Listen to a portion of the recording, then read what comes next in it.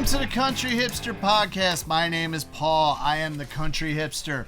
That music you heard at the beginning was none other than the Unholy Four and their mega hit song, Dirty Knife. Go check them out on Spotify, Bandcamp, Instagram, and wherever you can find the Unholy Four. To my far left is my co-host and youngest brother, Adam, the Country No-Show. Yeah, you know what you did. Yeah. So Paul played it. Today is Labor Day, so happy Labor Day, everybody. Paul played a show yesterday at Wycombe. Is it Wycombe Vineyards, which I am actually at again this Saturday. This Saturday I'm at Wycombe Vineyard from 12 to 4, and then I go play the Horse in Sellersville from 5 to 9, and then Friday night I am at my monthly show from September to June at the Bristol AOH. So there you go. So my intention was to go see Paul play. Yes, it was yesterday, but I worked Saturday into Sunday. Went home, fell asleep, woke up at like 1 o'clock, and went, okay, good. I got to get up and shower so I can go see Paul play. And then the next thing I know, I'm getting a text from Paul at like 3 something, saying, "Hey, are you still coming?" And I said, "No," because working overnights get you. Sometimes it does. Yeah. So I can only imagine. I've never worked like perpetually overnights, like for like a job, but I've done some like, like 24-hour shifts for like other jobs. So like, I understand. And to my immediate left in the center here is our special guest, second return guest, the woman whose squishy things bring all the kids to the yard, from Love and Buns Rescue, Kristen. Let's give it up for Kristen. Thank you. So what? These are the squishy. These are the squishy things that we're talking about. Actually, fidget toys. Yes, on the disintegration episode, Kristen got very annoyed. Previous episodes of me playing with my pen and brought us anxiety-ridden squishy things. We've shouted these things out a few times now, and as you can see, Adam is just like, I need to play with this squishy thing, and I do the same thing. So welcome back. Thank you. You are the fastest return guest, I believe. Woo-hoo! Yeah. So there you go. What is going on with Love and Buns Rescue? Bob? No. She's the. Bob is the second return, but she's the fastest second return. Bob was like maybe 10 episodes in between. It's been like, really? Yeah. Shit. It's only been like it's been like 2 or 3. No, it's been more than episodes. It's been like 5 episodes. Yeah. Chris, it's a disintegration one. So there you go. So what is up with Love and Buns? Anything good? Nothing too exciting. We're gonna be at Buntoberfest. And what is Buntoberfest? Wiley's Wabbits is another rabbit rescue that's hosting Buntoberfest, and I don't remember all the details, but it's September 10th. All right. I guess I should have checked that out before I came on. I wasn't prepared. If you want more information, go look up Love and Buns. They have we've actually been posting on behalf of Wiley's Wabbits because their Facebook page was hacked. Oh. And they lost all of their followers, and they had to redo their Facebook, like open up a new Facebook page, and so we want to help them out. Yes. And so Love and Buns has been posting. It's LUVNBUNNS. There you go. We are big supporters of animal rescue in general, and especially Love and Buns. I've actually done a few of your events playing music, which is a lot of fun. You played our holiday party. I did multiple times. Yes. And then somehow I ended up like at one point listed as one of like the top donors, even though I never actually donated a dime. Well, because I think it was your time that they calculated as money. Yes. Okay. There you go. You were listed as one of our top donors. I will take it. I will take it for sure. So as we announced last week, we are officially not only a vinyl music podcast, but we are officially now a drinking podcast. I was actually even able to add that as one of the categories. Oh, really? On one of the things, which, by the way, man, fuck Spotify, dude. Why? Fucking Spotify. So, all right. So we're trying to be a monetized podcast. Honestly, if it never gets monetized, whatever. I don't really fucking care. Yeah. But Spotify bought Anchor, which is what we set up, which is also what the Summer Movie Club would roll off of, right? Mm.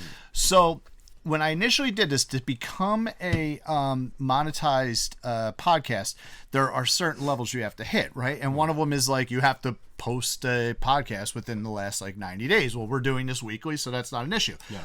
Now, initially, it was you have to reach 100 listeners, 100 unique listeners within like 60 days or 90 days as well. And then you could start like being eligible to do like, you know, host reads and stuff like that. Fucking out of nowhere, no fucking warning. And you guys should check on the fucking the Summer Movie Club as well. Now they've all of a sudden have increased that to 1,000 listeners within 90 days. Yeah, I yes. haven't paid attention. Fucking Spotify. Are you That's all I'm following going to us say. on? No, I was just looking up the details for Thank Buntoberfest. you. September 10th at 10 a.m. in what is that? Kenilworth? Kenilworth, At the New VFW. Jersey. There you go. So there you go. So Yeah. go check out Buntoberfest. But yeah, so fuck Spotify. That's basically the same like criteria as YouTube has now, Yeah. and it is what it is. Either way, we appreciate you watching. It's and- funny because when Zach and I first started Summer Movie Club, all you had to do was record a minimum 30-second ad Yeah. for Anchor, and you could monetize. Right. You didn't have to have any minimum listenership, anything like that. You just, but I mean, you got paid like fractions and fractions of pennies. Which is the same thing as Spotify. So it's just like, come on now. But maybe what that means is fuck you and your monetization. Maybe we'll actually start playing the music on here. Maybe we'll make it an unmonetized podcast, because I know you've mentioned it. Like, it'd be cool if we could actually hear some of the songs. Yeah. So maybe we'll start doing that. So fuck Spotify. But at any rate, please follow us on Spotify, YouTube. Fuck those people who host our podcast Fuck for them, nothing. but please listen to Yes, us. Castbox, iHeartRadio. Spotify, don't kick us off. Yes. But you mentioned Buntoberfest. We are also, this is now officially September. Fall has started, even though summer's for another 3 weeks.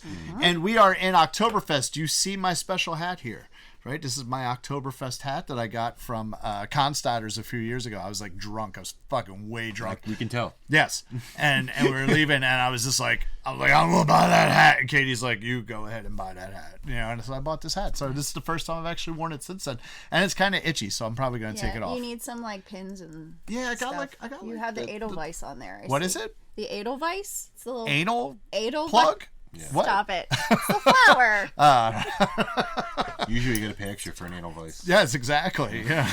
So, Flared bass. all right. But since this is September, we did mention this a few weeks ago, we are actually going to celebrate Oktoberfest here on the podcast, since we're now a drinking podcast. And so my initial thought was like every week we would do a different Oktoberfest, but as it turns out, we have 3 different Oktoberfests to drink on today's episode. And we're starting off with the Founders Oktoberfest, which is pretty good. It's a pretty good German style Marzen. Yeah. Kristen, you are. I am not. You are not. I am drinking Stateside vodka soda. It is a melon cucumber. Ooh, that actually sounds Lemon delightful. cucumber. Sorry, lemon cucumber. That still sounds delightful. It is quite delightful. Okay, all right. It's only got 2 grams of carbs.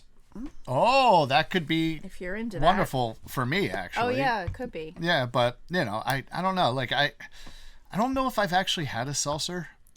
This is like, it's not like White Claw. Okay, Like White I never Claw- even had White Claw. So White Claw just gives you like a headache and makes you burp yeah, you said. and does not get you drunk. I think you said on the. This will give you a good little buzz. Okay, on the Cure episode, I believe you said that White Claw was basically like drinking static. Yes. Okay. Yeah. All right. So. Painful. All right. Cool.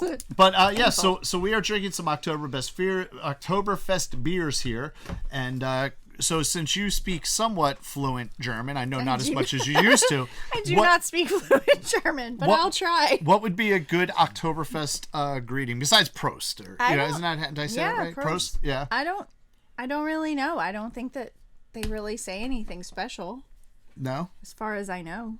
Okay. I don't know. All I can right. find out. All right. I'll So let you know for your next episode. thank you, Adam. How you feel about this Founders Oktoberfest? It's good. It's good? It's got a little bit of like. Oh. It's got like a little bit of sweet on the back end of it, which I like in Oktoberfest. Yes. But it's good. I don't think I've had a bad beer from Founders. So I will say this is not, and I'll check it in later. I'm not going to check it in right now. And if you do check in your beers, if you're on Untapped, you can check in from the Outsville Record Garage. We don't care if you're here or not. Just fucking do it. So it should be cool. But this is not my favorite Oktoberfest. But that being said, like I would continue to drink it. Yeah. I generally love Oktoberfest. I love the fall beers. I was talking to I think I was talking to Katie about it. Maybe I was just talking about it in my own mind, and Katie was in the same room. That's totally possible. But I was plausible. yes, but I was saying that I generally prefer the fall and winter beers over the spring and summer beers, which is kind of funny because like one of my favorite beers is like PBR. Like I love shit beer. Yeah. Excuse me, and light beer and not like Miller Lite, but like lighter flavors, easier to drink, crushable beers. I am a fan of shandies and whatnot. One of my favorite beers is the 21st Amendment Hell or High Watermelon. Fucking love that beer. But like really just overall in general, I love fall and winter beers. So Jack and I have been putting off for a while brewing a black and tan. And if our plans don't change for next Sunday, we are actually going to start brewing our black and tan this week. So we'll see how that goes. We're basically basing it off of the Yingling black and tan. But Yingling Black and Tan uses their porter and their premium beer. We are actually going to brew a stout and a cream ale, and that's how we're going to make our black and tan. And I do plan on doing like an episode. Might be bonus content. It might be within our regular content. Whereas actually we taste our stout, we taste our cream ale, we taste a Yingling Black and Tan, as well as Jack actually decided he wants our black and tan to be called "Come Out Ye Black and Tans" after the Wolf Tone song. So that's what we're going to do there, and it should be interesting. It'll be fun at any rate. I'm taking care of business right now. This is all business. We'll get into the other stuff. It's all business. We are fucking all business here at the Country Hipster Podcast. So, if you saw last week's episode or listened to last week's episode. If you're still listening to last week's episode. If you haven't four caught rides up. back and forth to work later. So what was good was I had my show in Voorhees, my last time at Dooney's for the summer, and each of those like rides is like an hour and a half to 2 hours ride. So I was able to actually listen to the whole podcast in one day, but it was just like fuck. So I'll say this. I had a lot of fun last week. John Byrne was a fucking amazing guest. If you go check out the John Byrne Band, it was a lot of fun having him here. But we did talk for 3.5 hours, and that was edited down. Yeah. Not by much, because Jack doesn't. My son Jack does not do a whole lot of editing with the podcast, but yeah, it was technically a little bit longer than 3 hours and 30 minutes, but it was a long episode, and I might have been a little drunk at the end there. Like definitely were. I think it popped in right around like the hour and 30 minute mark where I'm like, oh fuck. You could hear it. Oh yes. You weren't Zach drunk. I wasn't Zach drunk, which is good. No, Paul was just like telling stories and reminiscing drunk. I was, but it was fun like talking with, like that's the thing. I think even if I wasn't drunk, I would have had a lot of fun talking with John, because I never really had a real true, honestly, like we didn't let you say a fucking word. And I said at some point during the episode, I'm fine with that, because I'll listen to people who know more about shit than I do talk about stuff all day. Yeah, I mean, honestly, like I've known John for like 10 years, and one of the things I wanted to do just in general was just sit down and fucking talk music with John, and so that was a lot of fun for me. Somebody else who listens messaged me, and she was like, I am an hour and a half into your podcast, and Adam has said like 5 words. Yeah. And I'm like, no, I know. It sounds about right. Yeah. But if you watch it the entire time, I'm just sitting there like you're like listening. Googling. You're like, oh, yeah, John Byrne, your hair's so handsome. Fangirling. I like fucking accent. The accent and those curls. Yeah. It's like once an Irishman starts talking, like even me. No, no, I'm not saying. Like, I'm just saying. Remember, like when we all met Derm for the first time, and everybody was just like, "I have no fucking idea what you're saying, but whatever you want, we'll do it." Everyone's just sitting there like, "We're gonna fuck Derm tonight." Yes, yeah. Pretty much. I'm sorry. Pretty much. We were all just like, oh, you want to play a game where we might all die? Yes, sure. And that is what happened. It was good. We almost all died. What the fuck game were you playing? He made up a game. Yeah. What was it called? Fuck Me? Fook Me. Fook Me is what it was actually called. So, yeah, and so everybody almost died that night. Every like he made up a game board, and then every time you landed on anything, you had to drink. Yes. But also, like, you had to switch shoes with some. Like, it was pretty amazing. I wouldn't even know. It's pretty amazing. But we were, and like the only thing that was left at that point to drink was like really cheap vodka. Oh God, yeah. Like gasoline. Ugh. Yeah, it was a rough night. So last week's episode was. But we can all listen to an Irishman. Yes. 3 hours and 30 minutes. So generally, although I did the math, right? So our average length of podcast is actually an hour and 40 minutes, which I think is not too up bad. because of the 3 hour and 30 minute podcast. Yeah. So, and half of our podcasts are under an hour and 30 minutes. So it's not too bad. So what I am doing now, and I will be going forward, is I am actually setting a timer on my phone for 1 hour and 30 minutes. Now, does that mean all our podcasts are going to be like done at an hour, 30 minutes? No. If this thing goes off, it's going to be like, okay, let's start to wrap it we up. should wrap it up. But I will say that if the conversation is good and not stupid drunkenness, I'll put an asterisk on that. I'll get to that in a minute. The conversation is good and we're enjoying ourselves and we end up with a 3 hour podcast of good fucking content, then so fucking be it. But if we're just talking bullshit at the hour and a half mark, it's kind of like, all right, come on, let's wrap this shit up. Yeah. Now that's going to be the hard part though, because I will tell you that I didn't realize that I was drunk at the hour and 30 mark in last week's episode. So we're going to kind of have to try to figure out how to call out, like, yo, dude, like when it goes off, like, because I might be like, we're gonna this make you is so stand good. up and walk a straight line at the 1 hour and 30 minute mark. I might not be able to Recite do the that anyway. alphabet or something. Okay. All right. Well, we'll have to I always figure thought that that was a out. bullshit thing. Recite the alphabet backwards, because sober I can't. I fucking can't do it. it. No, I well, actually, as a dyslexic, I think I that's probably the could do it trick pretty well. that you say, "Oh, I can't do that sober," Yeah. and then the police officer's like, "You're drunk." You're drunk, you fucking asshole. Yeah.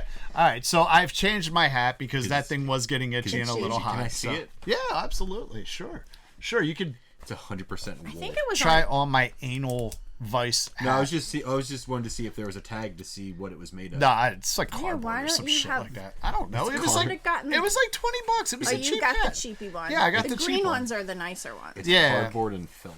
Pretty much. I wasn't worried about it. It was fun. I like just like I said, this is the first time I've worn it since I got it like 2 or 3 Julio. years ago.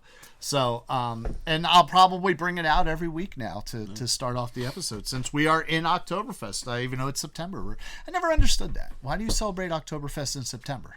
Because Germans are a silly people. No, they're not. It's like a harvest thing. Yeah. I think Like everything else, it's all those. it's like the end of September. Okay. All right. It's all pagan. It's all pagan, yes. So, since we are on now a timer, and we're still 19 minutes into this fucking shit. We're on the clock. We're now. on the clock now, and we're going to move forward. Chop, We chop. are actually here for Season 1, Episode 24, INXS Kick. This is my 6th album in a row. The double hat trick. Double hat trick. Very happy about that. And, you know, it's like you're not even here. No, I you just- know? It's like, what are you doing? After Like, last week's episode Yeah, and the amount of right? albums you've pulled, It's it's I know. like, what's the point, I'm Adam? just a placeholder. well, and I would say, like, well, at least Kristen is here because we always have our guest pull the next episode. The last time Kristen was on, she pulled one. Right, of and then I'm and rooting then for you and then this time, the Adam. last time Tom was here, our official bartender. Even though I don't consider Tom a guest, do you consider Tom a guest? No, Tom's essentially just the third host at this point. Right, like he's kind of Yeah. like a character. Yeah. Yeah. So, but Tom pulled one of mine, and then John Byrne last week pulled one of mine. So Yeah. we'll see what happens. So You should have some of your friends on because they're they, on there, but he's got to get I- his I- records I for it think- to they might happen. pull your album. Yeah, see, I know. What, like at least 2 albums of mine have my friends listed. Zach's listed on one of them Yes. again, but one of my Well, friends is Zach is listed on one and has no choice but to be on a second one because that's going to be a crossover Yeah. episode. And then after that, where are they? I think I got 2. One of them's not going to happen. I can tell you Paul that. has a spreadsheet. one. Oh yeah. Is this like an off camera?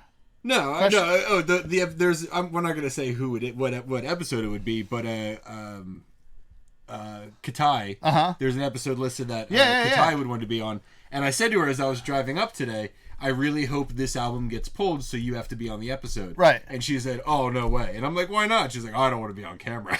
Oh, what the fuck, Katai? She's been on multiple episodes of Summer Movie Club, but Summer Movie Club's audio only. So Well, no. she's just- So that's bullshit. just I'm hung actually out. going to fall fucking bullshit on Katai on this. What if she just sits in a chair over there? No, because she was not all do that. about the original. Okay, so I'm going to back this up. I was going to save this for when she was going to be on, but now since she says she doesn't want to be on, I'm going to fucking call her bullshit out. So we were originally going to have, when we were talking about, at this your is before we spreadsheet. even recorded, we were going to have Katai on actually as like a regular segment. You can, I'm looking. yeah, here's all the other episodes. So we were going to have Katai as a regular episode, as a regular segment on our episode, because the first time I met Katai, Adam brought her up here, and we went. I was actually playing that night. I had some stuff to do up here, and then we were playing that night. Here, I'll bring it up because there's more.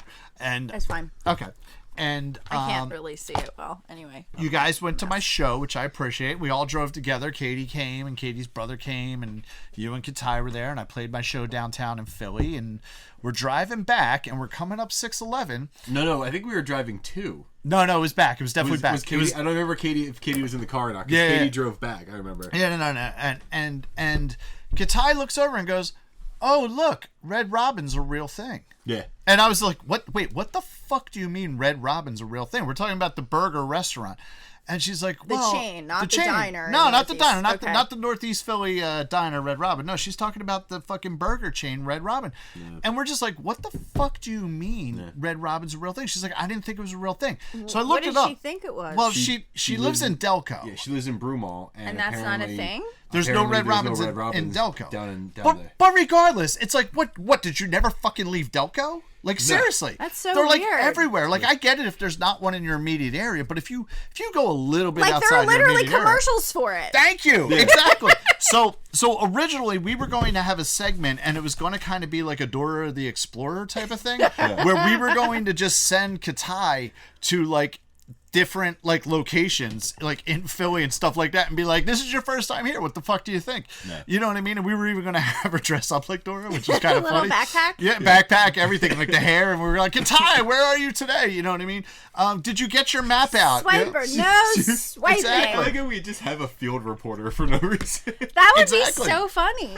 But now she's like, "I don't even want to be on an episode." Well, fuck you, Katai. God damn it! I don't even want her on there. I want to say publicly, I have tried multiple times to take her to Red Robin, and every time we make plans to go to Red Robin, something comes up. Dude, like, I was even... So, like, yesterday, her and I were going to go see you play. And then on the way back, you were going to go to Red Robin. Robin. And then you fell asleep. And then I fell asleep, and we ended up just ordering pizza or something. Nah, dude, I was seriously... If she was going to be on that episode, I was going to fucking order us all fucking Red Robin to eat and, like, have it here for you guys with the fucking tower of onion rings and shit. Fuck, man, Katai's fucking up all my plans. I'll work on it. I'll work on her. But oh, no. Fuck her now. You know what I mean? Like, seriously. She's camera shy. Bullshit, she's camera shy. I've seen those pictures. At any rate... what we are here to talk about is INXS Kick. Yeah, right there? Yeah, I'm good. All right, good. So let's talk about the factoids here. This album was released on October 12th, 1987 on Mercury/Atlantic Records, which is part of WEA, which, as I've discussed when I get into the nerdy vinyl stuff, that WEA is a subsidiary of Warner Brothers. So you have Warner Brothers, which is like, I'm Warner Brothers, and then you have like WEA, which is like, we're everything else, and you know what I mean, ADA. And so that is what this was released on. It was the follow-up to the 1985 album Listen Like Thieves, which there's actually one song that's on Listen Like Thieves, which I didn't write it down, but I actually thought was on this album, just for years. But it's I don't know. I'll get into that later. Just how you never realized South Australia wasn't on the vinyl version. I didn't realize it. Yeah, exactly. This is the 6th studio album for INXS. Now, here is the wonderful thing, and I know I have a feeling how you feel about this, but we'll get into it. And regardless of your feelings, fuck your feelings, because this has been certified 6 times platinum, and which means it sold over 6 million copies. What in the U.S. alone? No. What did we listen to that went diamond? That was Joshua Tree. Joshua Tree went diamond. What do you have to sell for diamond? 10 million copies. 10 million, so 10 million. Just shy of diamond. It's 6 million platinum just in the U.S. So the Joshua Tree was diamond just in the U.S. So I think it sold over like 40 million copies. This is 6 times platinum in the U.S., which means it sold over 6 million copies, and worldwide has sold over 20 million units. So worldwide double diamond. Yes. But they don't, every country has different standards. Like gold in the UK is like 100,000 units, whereas like They don't have gold in the U.S., I believe. And if you ever seen the episode of South Park where they start a Christian rock band, oh, that's like one of my favorite episodes. they have the Christian rock thing is like myrrh. It's myrrh. Yes. Yep. Oh, yeah, that is a great episode. You could and then go double myrrh. Yes. What? So this number 3, it peaked at number 3, the album on the Billboard 200, and also spawned. I couldn't read my writing there. Spawned four U.S. top 10 singles. So you're talking a 12 track record. A quarter of that went top 10 in the U.S. So that's pretty fucking great. Critically, it was well received. Here are some of the quotes for the critical, which I thought some of them were funny, so that's why I'm going to get into them. Like, every song is catchy, memorable, branded with indelible hooks. Want me to read that? No, for because you? you can't read my writing anyway. I probably can. Okay. I taught first grade for 20 years. There you go. Silly middle brown hacks is actually how someone described the band, but delivered a danceable rock and roll album that sounds smart in the background. So basically, like, this is a good album to put in the background, kind of like fucking Steel Train. Yeah. It's a horrible album. Band sucks. The album sucks, but it's good to put on the background. And the last one I thought was cool was it was a well-crafted pop rock dance album, which I do think is kind of a pretty accurate description of INXS Kick. It's not a pop album, it's not a rock album, it's not a dance album. It's kind of like all in one. The album spent 79 weeks on the Billboard 200, and 22 of those weeks were in the top 10. In 1988, not 98, in 1988, the band was the most nominated and awarded band at the MTV Music Video Awards. They were nominated for 9 different awards and won 5 of them. Wow. So this album, a lot of Moon Men. That lot of Moon Men there. A lot of accolades for this album.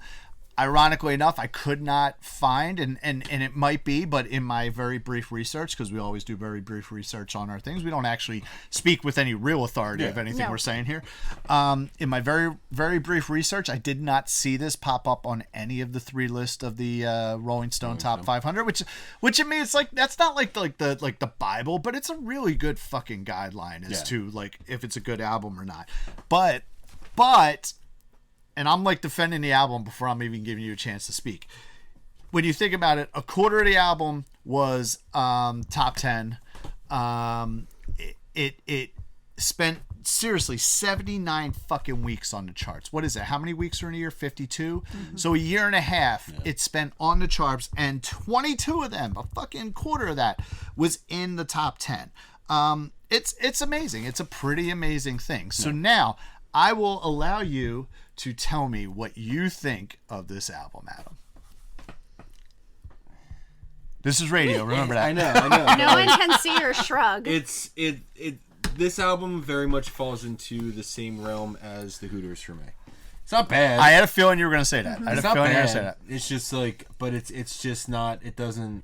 And again, you said this album came out in 1987. When did the Hooters album come out? 88. I actually have that written. Hooters album was like Hooters 87 as well. Yes, this was 87. Yeah, the Hooters album came out in 1987. So those 2 albums weren't made to speak to me because I wasn't born for another 3 years after these albums came out. Right. So these albums weren't, and I didn't start, cognizantly listening to anything besides Barney until like 5 or 6 years after that. So you're a Selena Gomez fan. Exactly. Okay. But so like these albums. Oh, wait, real quick. Speaking of Selena Gomez, so I'm sorry to like take this totally off track. So I have wanted for a long time to see the movie Spring Breakers. Besides the fact that, like, of the girls in the bikinis, that's totally actually besides the fact. I've actually read a lot of really good reviews about Spring Breakers and how it is such like a good movie, and it's, shows like this great acting ability. And it might, except that me and Katie last night, we tried watching it. We got about 20 to 30 minutes in, and finally I turned around. I'm like, are you digging this? Can we change it? And she was like, thank God. I was waiting for you to say something. It's really not a good movie. Have you seen it? Mm-hmm. It's just, should I have stuck past that like 20, 30 minute point. No. Like, it's one of those movies that, like, kind of makes me feel it's, like, artistic just for the sake of being artistic. Yeah, kind of. Which I do appreciate. A24 puts out some fucking... That studio puts out some great movies, right? Yeah. You know, you did Spring Breakers. They did... we actually, the movie we ended up watching, which we loved, the second time I saw it, first time Katie saw Till Beth Do Us Part, I think is what it's called, or something like that. I forget. Is that also A24? It's A24, but it's Audrey Plaza, and basically she plays a zombie. I don't know. And it's pretty fucking. Yeah, I don't know. It's an amazing movie. Definitely worth checking out. But like A24 puts out some really good movies. They put out that X movie and then the sequel Pearl, which I haven't seen X or Pearl yet. But X was good. They put out A24 did Midsommar, which was really good. I haven't seen that. They've done. I've never seen it, but I know Uncut Gems got a huge. Was that A24? That was awful. Okay. So I'll have to check it out. That fucking movie was awful. Yeah, was it? Okay. I heard that get a lot of positive and now negative. It was just a reviews. lot of screaming. Yeah. Okay. I couldn't. I will watch certain movies because of the studio that came in. Like Focus Films out of England puts out some fucking amazing movies. But yeah, man, I couldn't get into it. I could not get into Spring Breakers. It was just like. Also, I did not like Citizen Kane. From last week. Yeah, okay. I've never. I had to watch it. I had to watch it for a film class. I don't care what you It was not that. It was like okay, but I think it was like the cinematography that they were talking about is like. I'm gonna grab one too. I did put some waters in there for you too. That was just smart. So you know. Thank you. You're welcome. Smart. I see a church key. Yep. Yeah. So Adam is handing me here. This is Sorry. Just bump the mic. Oh no, the Yards Unterdog, which is a Yards Brewing Company, which is located here in Philadelphia. This is their Oktoberfest lager, which I don't think I've ever had. So I am very excited to try this guy as well. And for fans of Philly sports, it has the fucking dog mask that was oh yeah, making its way around. Yeah, it is. Which is why the Eagles Super Bowl run. Underdog. Okay, yes. Hungry dogs run faster or something like that was the slogan there. All right, but at any rate, I took this off into like summer movie club thing. But yes, go ahead. Yeah, it's not awful. It's just I'm probably never going to put this album on again because it's. I mean, we'll get to there's albums on my list that were made well before I came out, but I feel like they still. I can still relate to them because of like the thing that they're going for. This album and like I said, like with the Hooters album, it seems like they're very much of the time that they were made. And I remember listening to like the Hooters with Katai and going, if this album came out any other time besides 1985, I'm calling bullshit. And I looked it up and it was 87. I'm like, all right, that makes close sense. enough. So I agree with you to an extent on this album, and I will get into that later. There are elements of this album where absolutely are every bit of 1986-87 when they recorded this. But I will get into that later. But go on. So yeah, it's not that it's bad. I have a top 3. Okay. I have a bottom 1. It's not like my bottom 1 is every other song besides my top 3. You mean like Say Anything, where I couldn't find Exactly, a top 3 and then every other song was my bottom 1? I listen. I mean, but then again, you said you listened to Say Anything quite a few times. I listened. Oh, to I this, did. Yeah, I did. I listened to this album quite a few times over the past week or so. And like I said, it's I would not go, bad. It's just like it's not made for me. I will go so far as to say, as someone who quit their job and has ultimately been out of work for 7 months now, the Say Anything episode was the hardest I worked in the last 3 years. I'm just gonna say that was like really hard for me to listen to. So yeah, say this like it's not a bad album. I don't hate it. I'm just it's not my forte. Okay. And I don't think like unless someone goes, hey, what's that one song? And I'll be like, oh, but that's the only reason I see myself putting this album on again. Okay. Not because it's bad, it's just because it's not for me. All right. What the fuck is all this? Oh. Fuck That being said, I was surprised at how many songs I knew on this album. Because like all of them were Yeah, in the top 10. Because a quarter of them were in the top 10. Yeah. So, Kristen, your takes on this album? Okay, so for me, this album is about nostalgia. So, Okay. like, it came out... I noticed your Vision Streetwear t-shirt today. Yes. This was on purpose. Uh-huh. yeah, that year I got my first Vision Streetwear t-shirt. I got like my 10,000 Maniacs cassette for Christmas. Which one? In My Tribe. Okay. I feel like it was that. Good album. I feel like I was in 6th or 7th grade, you know. I bought this album for my 6th, 7th, and 8th grade on again, off again boyfriend for Valentine's Day, but he broke up with me before Valentine's Day, so I kept it. Yes. That's the way you do it. It was a cassette. So like the first time I listened to it this past week, I was like, this doesn't really hold up. But then I like kept listening to it. I was like, oh yeah, but I still knew every word. Yes. Yeah, and I had a hard time picking a top 3. There were some like songs where I'm like, I like this song except for this part.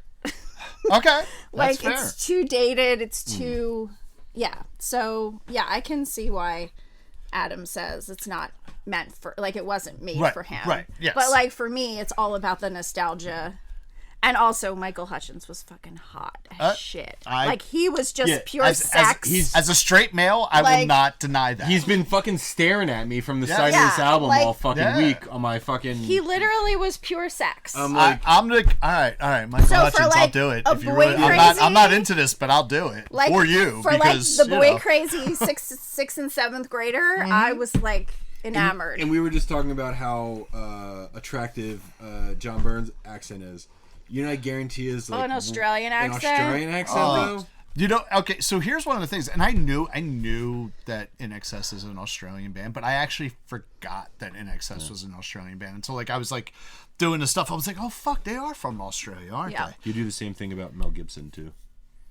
Yeah, I do. I do. I forget that. I mean, I try to forget Mel Gibson in general. Yeah, because he's an anti-Semite. Yes, but excuse me, but yeah, no, I forget that Mel Gibson's from Australia. So coolest band from Australia. I'm just gonna flat out say it. They're friends of mine. Crowded so, House? No, fuck them too. Coolest band from Australia they're New Zealand is anyway. oh my god, and of course I can't fucking remember their name right now. The Ramshackle Army. So there you go. Go check out the Ramshackle Army. They're from Melbourne. They are friends of mine. I'm not gonna lie, and you know I've played a show with them, and they're cool. And Gaz, the singer, is a huge Philadelphia Eagles fan. So go check out the Ramshackle Army from Melbourne, Australia. Really good band, really good people. That was where that was at the time there. I think I told this story. I don't know if I told this story or not on the podcast. I know I've told this story recently, but that was where we were playing with the Ramshackle Army, and at the time their mandolin player Josh came up to us. This was after our set, and their set was already done because, you know, like whatever. And he's like, man, you want to do a shot? And I was like, oh yeah, sure, I'll do a shot. Right. And I turn around and I'm talking to Barry and James who are in the Birmingham Six. And then, you know, and I out of the corner of my eye, I see the shots getting poured. And then when I look back, I see the bartender putting the bottle away, and I was like, fuck, is that Jim Beam? So I turned to Josh and I'm like, yo, what is this? And he's like, don't worry about it, mate, just drink it. I'm like, fuck, I can't drink Jim Beam. I don't think I've ever had. I don't think I've ever knowingly had Jim Beam. I used to be able to drink Jim Beam, but Jim Beam is one of those alcohols for me that It's whiskey, right? it's like a Southern bourbon or something like that. It's not technically whiskey, but that's one of those. That's like Jim Beam and Southern Comfort are kind of like on the same level. That like if I smell it, we were talking about Southern puke. Comfort at work the other day. I've never had never knowingly had. Southern Listen, Comfort. I will tell you. And someone described it as like sweet whiskey. I'm like, I don't know. Kind of. I just like, want normal burn the back of your throat whiskey. It tastes delicious, but I can't even smell SoCo now. Yeah. But so I'm like, fuck. How do I tell this fucking Australian dude who like is in this other band that I can't fucking you drink the shot? You listen to his accent and you just do what he says. And he's like, let's do it. I'm like, all right, cool. So we like do the shot. Irishman. I put it down. I take it down. I don't even do a chaser. I'm like, I'll be right back. So I walk out of the fucking Kung Fu Necktie because that's where we were playing with them. And I run into the other band that was playing that night. They're from like West Virginia, called Gallows Bound. And the fucking dude there's like, yo, man, your guys' set was great. And I was like, one fucking second. I got a barf. And I went to the side of the fucking Kung Fu Necktie and just puked, just like, oh, like just got it all out. And I just went back to him like, thank you, man. I really appreciate you saying that. And rally, Paul. And he just looks at me. He's like, you all right? I'm like, Jim Beam, dude. And he's like, I got you. Australians, Jim Beam. Yeah, man. So that was the last time I drank Jim Beam. But yes, that is in my opinion my favorite band out of Australia, besides Men at Work and Crowded House and INXS, is the Ramshackle Army. So go check out the Ramshackle Army. So, but anyway, I'm gonna Google famous bands from Australia. that they're not going to be on the list. No, I know. Even though here in the U.S. actually they did a tour. This is well before I actually knew them. They actually did a tour opening up for Dropkick Murphys. They did a whole like fucking like U.S. tour opening up for them, which is kind of cool. Oh, Savage Garden. Oh, true. Yeah. Savage Garden, apparently from Australia. Don't even know who that is. Truly Madly, Deeply, dude. It's the first song I ever slow danced to. I still don't know what you're fucking talking about. You know it, dude. Would I? Yeah, I know if I heard it. Fantasy. Yeah, I don't know. You know it, dude. I don't know. All right, but Kristen, you were saying about this album. No, I just feel like Sophia Petrillo. I'm like, picture it, Mayfair, 1987. Yes. Like, yeah. So, no, it was just nostalgia for me, and it's a good album. Yes. At first, like I said, when I re-listened, I was like, wow, this doesn't really hold up. But then I was bopping along after a few minutes, and I knew all the words still. Uh-huh. Yep. Trick the parents into letting the kids bop with us. Bopping. So, all right. So, fuck you, dude. I was driving in my car. All right. So, But yeah, it was good. okay. I mean, I like it. Good. And yeah. I do love this album, but as we said, I would call this album a half and half. What are you looking at? I was just looking at the time. Oh, no, it's going. I can't see the time on yours, but I can see the time on it's that. all good. So. I would call this album a half and half album, meaning half of this album It's good in coffee. yes. Half Delicious. of this album is absolutely memorable. Yeah. And half of this album is very dated. So of the 12 songs, right, you have 6 songs that I would consider timeless. So, excuse me, half the album is timeless. I'm gonna guess that the 6 you consider timeless are the first 6 on the album. No. Are they the hits? Which is something else I want to talk about. Keep saying what you're saying. I want to talk about something else. I would call 3 of the songs okay, and then I would actually call 3 of the songs bad. Okay. Excuse me. Burping. But like of Pardon me. of these 6, 4 or 5 are essential songs of the late 1980s, and that is the hits. You know what I mean? And wait, where do I got here? This album here was definitely an integral part of my personal musical development. You know, Agreed. Same with me. yes. I think. So and it's funny because of the last, like, as I'm on this 6 album run, 5 of those albums He keeps rubbing that in, doesn't he? It's It like is. that I love it. knife Just twisting the knife a little bit. I love it. But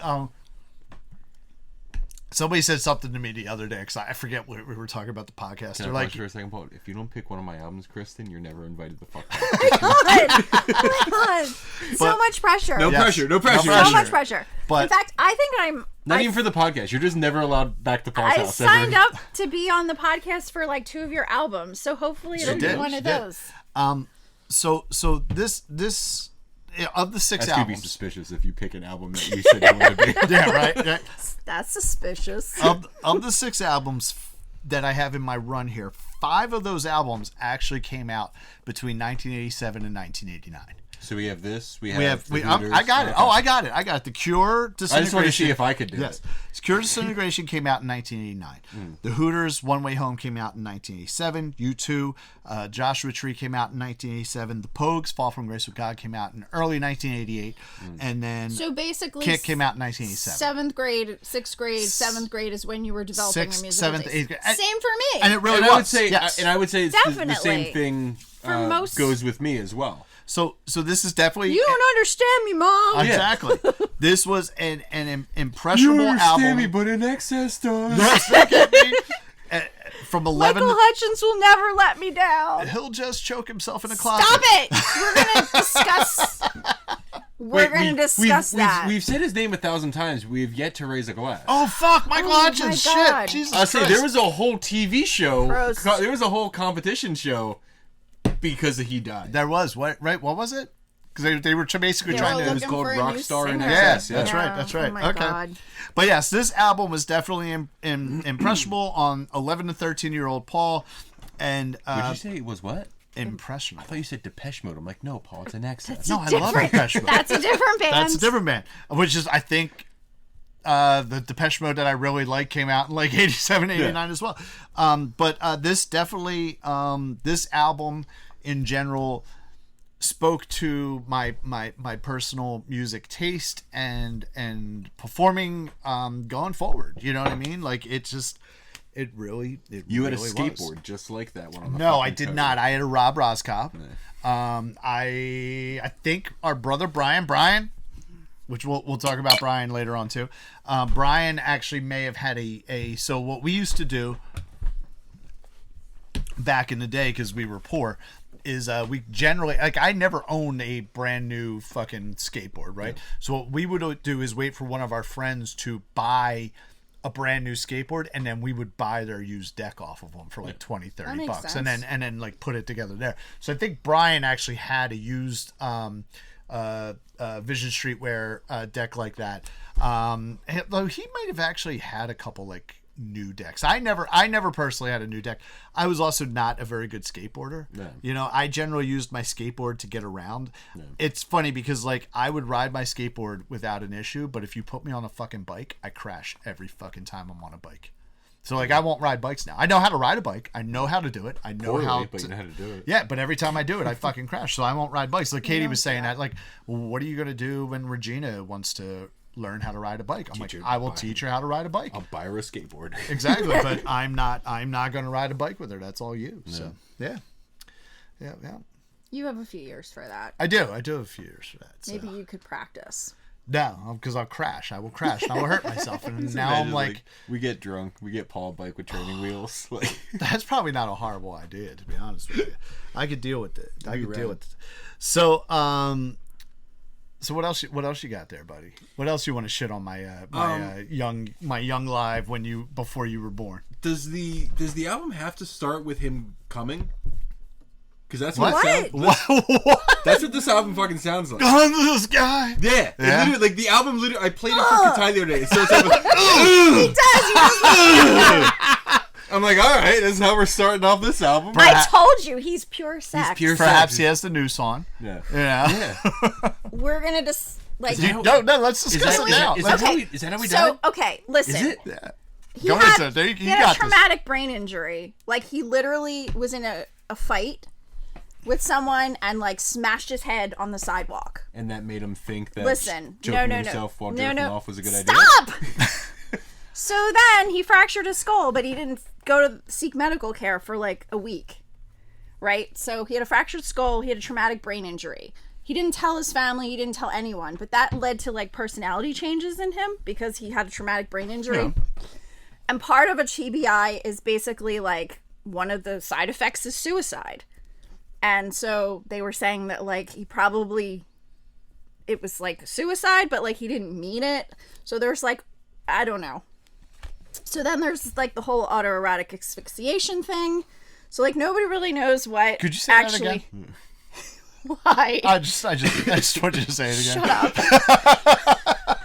So like nobody really knows why, but like he was incredibly erratic for like a year afterwards and like picked fights with everyone in his band and like was just not himself and just like a real shit person. But it was because of the traumatic brain injury. Yeah. So he called a bunch of people up depressed that night and like nobody could like get in touch with him, and then then he was just dead. So like it was a suicide, but then also maybe it wasn't. Maybe it was just an accident. Maybe it was like a suicide that he didn't really mean. I don't know. Accidental suicide. Yeah, it was like a whole thing. So, but he also was with that fucking dirtbag Paula Yates who like left Bob Geldof. She was horrible, and then she died of heroin overdose a few months later. So we are definitely, like, I am joking around about stuff, but we are not making light of suicide or anybody. If you, obviously, if you need help, please reach out to somebody. If nobody else will answer, email info@OttsvilleRecordGarage.com because I will answer you. So yes, there you need to be here. And you're important. Yes, you are. So and he'll sell you some very poppy, upbeat albums. to boost your spirits. I might do that, or maybe I'll give them to you for free. So yeah, so no, definitely. If you are feeling like you want to hurt yourself or others, or you need help, just reach out to somebody. And like I said, I'm here for you. If nobody else is here for you, I'm here for you. info@ottsvillerecordgarage.com, and I it's on my phone, so I will definitely get your email. So there you go. Yeah, so that's my whole thought on that. Okay. Like, it was So one more time. kind of accidental, but Is 97? a result of his brain injury. 97 that it happened? I feel like I read. I don't remember. Let's see. When did... But also, if you fracture your head, go seek medical help. Yeah, I say not just if you're, November 22nd, 1997. 97. I say if you've gotten some traumatic brain injury, please go seek medical attention for it. So yeah, don't wait a week. And then so he was dating Helena Christensen, and she didn't tell his family that it had happened. And Wait, like, did he die? that he bashed his head that he open. bashed his head. Like he Okay. got into a fight when they were on vacation. Somebody pushed him off his bike, and he hit his head on the curb. Ugh. Yeah, so he didn't seek medical help for a while, and then when he did, they were like, "Hey, your head's fractured." Yeah. Well, I mean, that happens. So, you don't have to seek medical attention when you're a fucking rock star. but people could have helped him. Yeah. Like nobody understood why he had this erratic behavior for so long, and like why he was picking fights with everyone and being just like a general not good person towards them. Okay. But anyway, yeah. And then he like broke up a marriage. Like Bob Geldof and Polly Yates. Yeah.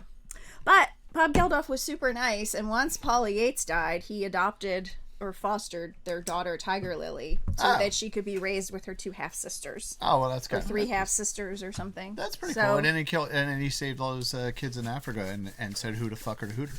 That's right. That's true. That's right. That's true. So, all right. So, back to the album here. I digress. All right.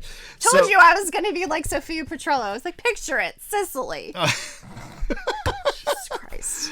Anyway. All right. So this album is like to show overall. I just love this album.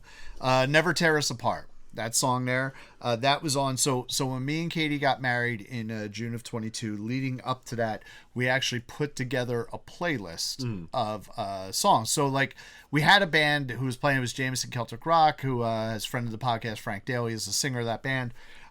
You were both at my wedding. Yes. And so, like it was very much like kind of like, dude, just fucking play whenever you want to play. I don't really fucking care. Like I'm gonna pay you guys, but like whatever. So they were playing, but like we made up a playlist that like instead of having a DJ, we were just play this through your sound system, like in between. And Never Tear Us Apart was on our playlist. It was one of the songs on our playlist. And the cool thing, and I think I said this, I was a little drunk.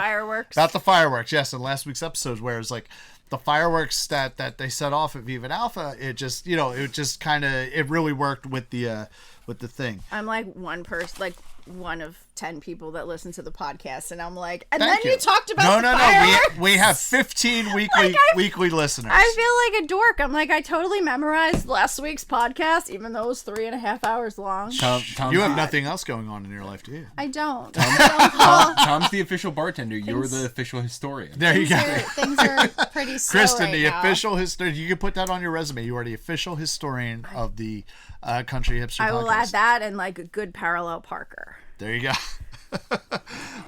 Devil Inside, right? So I think I don't remember. Again, I don't remember if I talked about this on last week's podcast or if we talked about it afterwards. Was it during? Do you remember me talking? Okay, so it must have been afterwards when I was drunk. We'll have to hear what you have to say, and then So, I'll let you know. Our brother Brian. Let's give it up for Brian. All right. Okay. So that's 14 years old. We were down in. I need another one too. Preferably Sam Adams.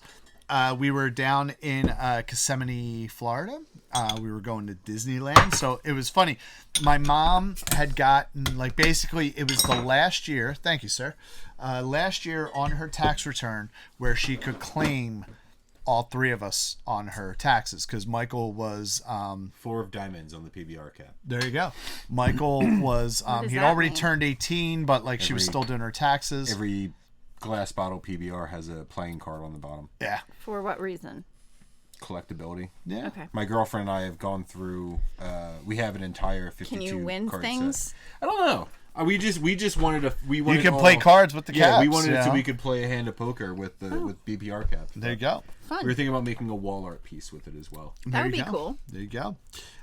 So Michael just turned 18 like that year. So my mom was filing the taxes for the year before, and Brian was like 16, 17, whatever, and then there was me who was 14 years old. So for that last year, she could claim all three of us. She got us. She wanted to go to Disneyland or Disney World, not whatever one's in Florida, Disney World. So we went there and we were staying in Kissimmee, and we were staying at a Days Inn. And right next to Days Inn was this little shopping center, and they had, at the time, it was like a big deal. They had one of the storefronts was like a karaoke booth where you could go and record your own song, right? We used to do that at Hershey Park in high school. Yes, yeah, like Hershey Park had it, Dorney Park had it for a while. We You know what I sang mean? Funky Town though. Okay. So we got two sides, me and him, because my mom gave us so Stuck much to the money to chair. put together. Which, by the way, I keep mentioning my mom. Let's talk about Regina. There you go, Regina. The first Regina, not my daughter. My mom, Regina. Mama Regina, there you go. And so she gave us so much money of our own to use. So we went over, and I think Dad actually gave us money as well. They're like, "Oh, have fun in Disney World." And so me and him put our money together, and we recorded a tape. And there's two sides, and at the one side we did Led Zeppelin's "Stairway to Heaven," if you fucking believe that. Which I really didn't want to do. I'm like, I fucking hate this song. He's like, yeah, but it's like a 7-minute song. We'll get our money's worth. And then I was like, that's a really good fucking point. You know what? You got a really good point Side there. 2, we should do Freebird. And then, but side 1 was actually INXS Devil Inside. So, and I actually have, I think in one of the boxes over there, I actually have that tape still. I need to hear that. I will see if I can follow, pull it out. So the other thing I will say about this album is what I realized, kind of like what Kristen was saying, like, because I remember you texting me being like, yeah, I don't think this is as good as I remember it being. And like, I was just like, yeah, save it for the podcast. Yeah, I know. So I would say besides this album, right, because we've talked about this before, I think that I am an INXS hits fan. I don't think I would get into the deep tracks in general. Because honestly, besides a few of the hits off of, like, this was their 6th studio album. I didn't even realize this was their 6th studio album. I thought it was like maybe their 2nd or 3rd. I didn't know it was their 6th I studio didn't album. either, actually. I was like, oh, it's like Listen Like Thieves and then Kick. Yeah, well, Listen Like Thieves was apparently the first album, and it was, what the fuck is this song? I mentioned it earlier. You said you didn't know the name of it, though. Yeah, Listen Like Thieves there was a song on there which I actually thought was on this album, besides Listen Like Thieves, which actually I do like that song, Listen Like Thieves. Me too. Where This Time is a good one. this time I don't Will know be if it the was last that. time that we'll ever fight like this. What you need, it's what you need. Yeah, That's not- I thought that That's was on Listen Like Thieves? exactly. I thought that was on this. But it's not. It's on Listen Like Thieves. So Oh. What You Need is the song that I honestly I think What You Need was kind of a precursor to what was about to happen on Kicks. Because, I agree. Because the rest of Because these that sounds like it should be on this album. Yes. Because the rest of the songs on this on Listen Like These, I'm like, yeah, whatever. Listen Like These is a decent song. And what's the fucking other song? I think it's on Shabu or whatever it's called. Shabba. Whatever. You know me. I can't. Shabba. Shabba. Tomato. up. Don't Change. Don't Change. Yeah. That's like the other song that I know. And then Suicidal Blonde, which is on X, which I Blonde. don't really like Suicide Blonde. But you've probably heard Biting Bullets I might have. and This Time. What are you doing over there? I was going to put this on my thing. You're on my making bottle. a fucking So I was mess. a little post Yeah, but so that's what I would say. I might have heard them, but I couldn't tell you. I those think songs I am offhand. also an INXS hits fan. Yes. With the exception of this album, overall, even though I said we got six memorable songs, 3 songs that are okay, and 3 songs that are kind of borderline bad, this album is an overall endearing album to me. I love this album, and maybe it's because of the time of my life. I don't recall hearing INXS before, New Sensation. I just don't. Maybe I did, maybe I didn't. I don't know. But I remember New Sensation. And as we've often said, is that generally your first exposure. First exposure to a band is usually your favorite. So this album in general, I fucking love this album. Although last week with the Pogues, you said the Pogues were the exception that proves the rule for you. It is. Yes, because my first exposure to the Pogues was not Fall from Grace with God.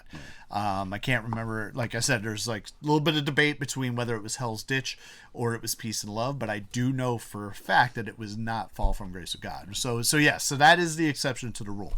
But I mean, I don't know if that's the only exception, because my first exposure to the Beach Boys was not Pet Sounds. It was a Greatest Hits album. Yeah. So same thing with Sam Cooke. Was the best of Sam Cooke was, that was my first exposure to Sam Cooke. Speaking of Sam Cooke, yes. I've been fucking meaning to tell you this for since we fucking covered Sam Cooke. We're related to him. No. Oh. At work. What? At work. We are actually somewhat related to Tony Bennett, but not Sam Cooke. Really? Yeah. You didn't know that? No. How did you not fucking know that? All right, first of all, Tony Bennett. I need some Tony Bennett. context. Your here. mom's second cousin Is Tony Bennett. Really? Yes. Lena's your grandmother, your direct grandmother's last name, her maiden name was Bennett. And she is a first cousin of Tony Bennett. She hit me with a phone. So she did hit you with she a can phone, rot in hell yes, for all but yes. Oh, good lord.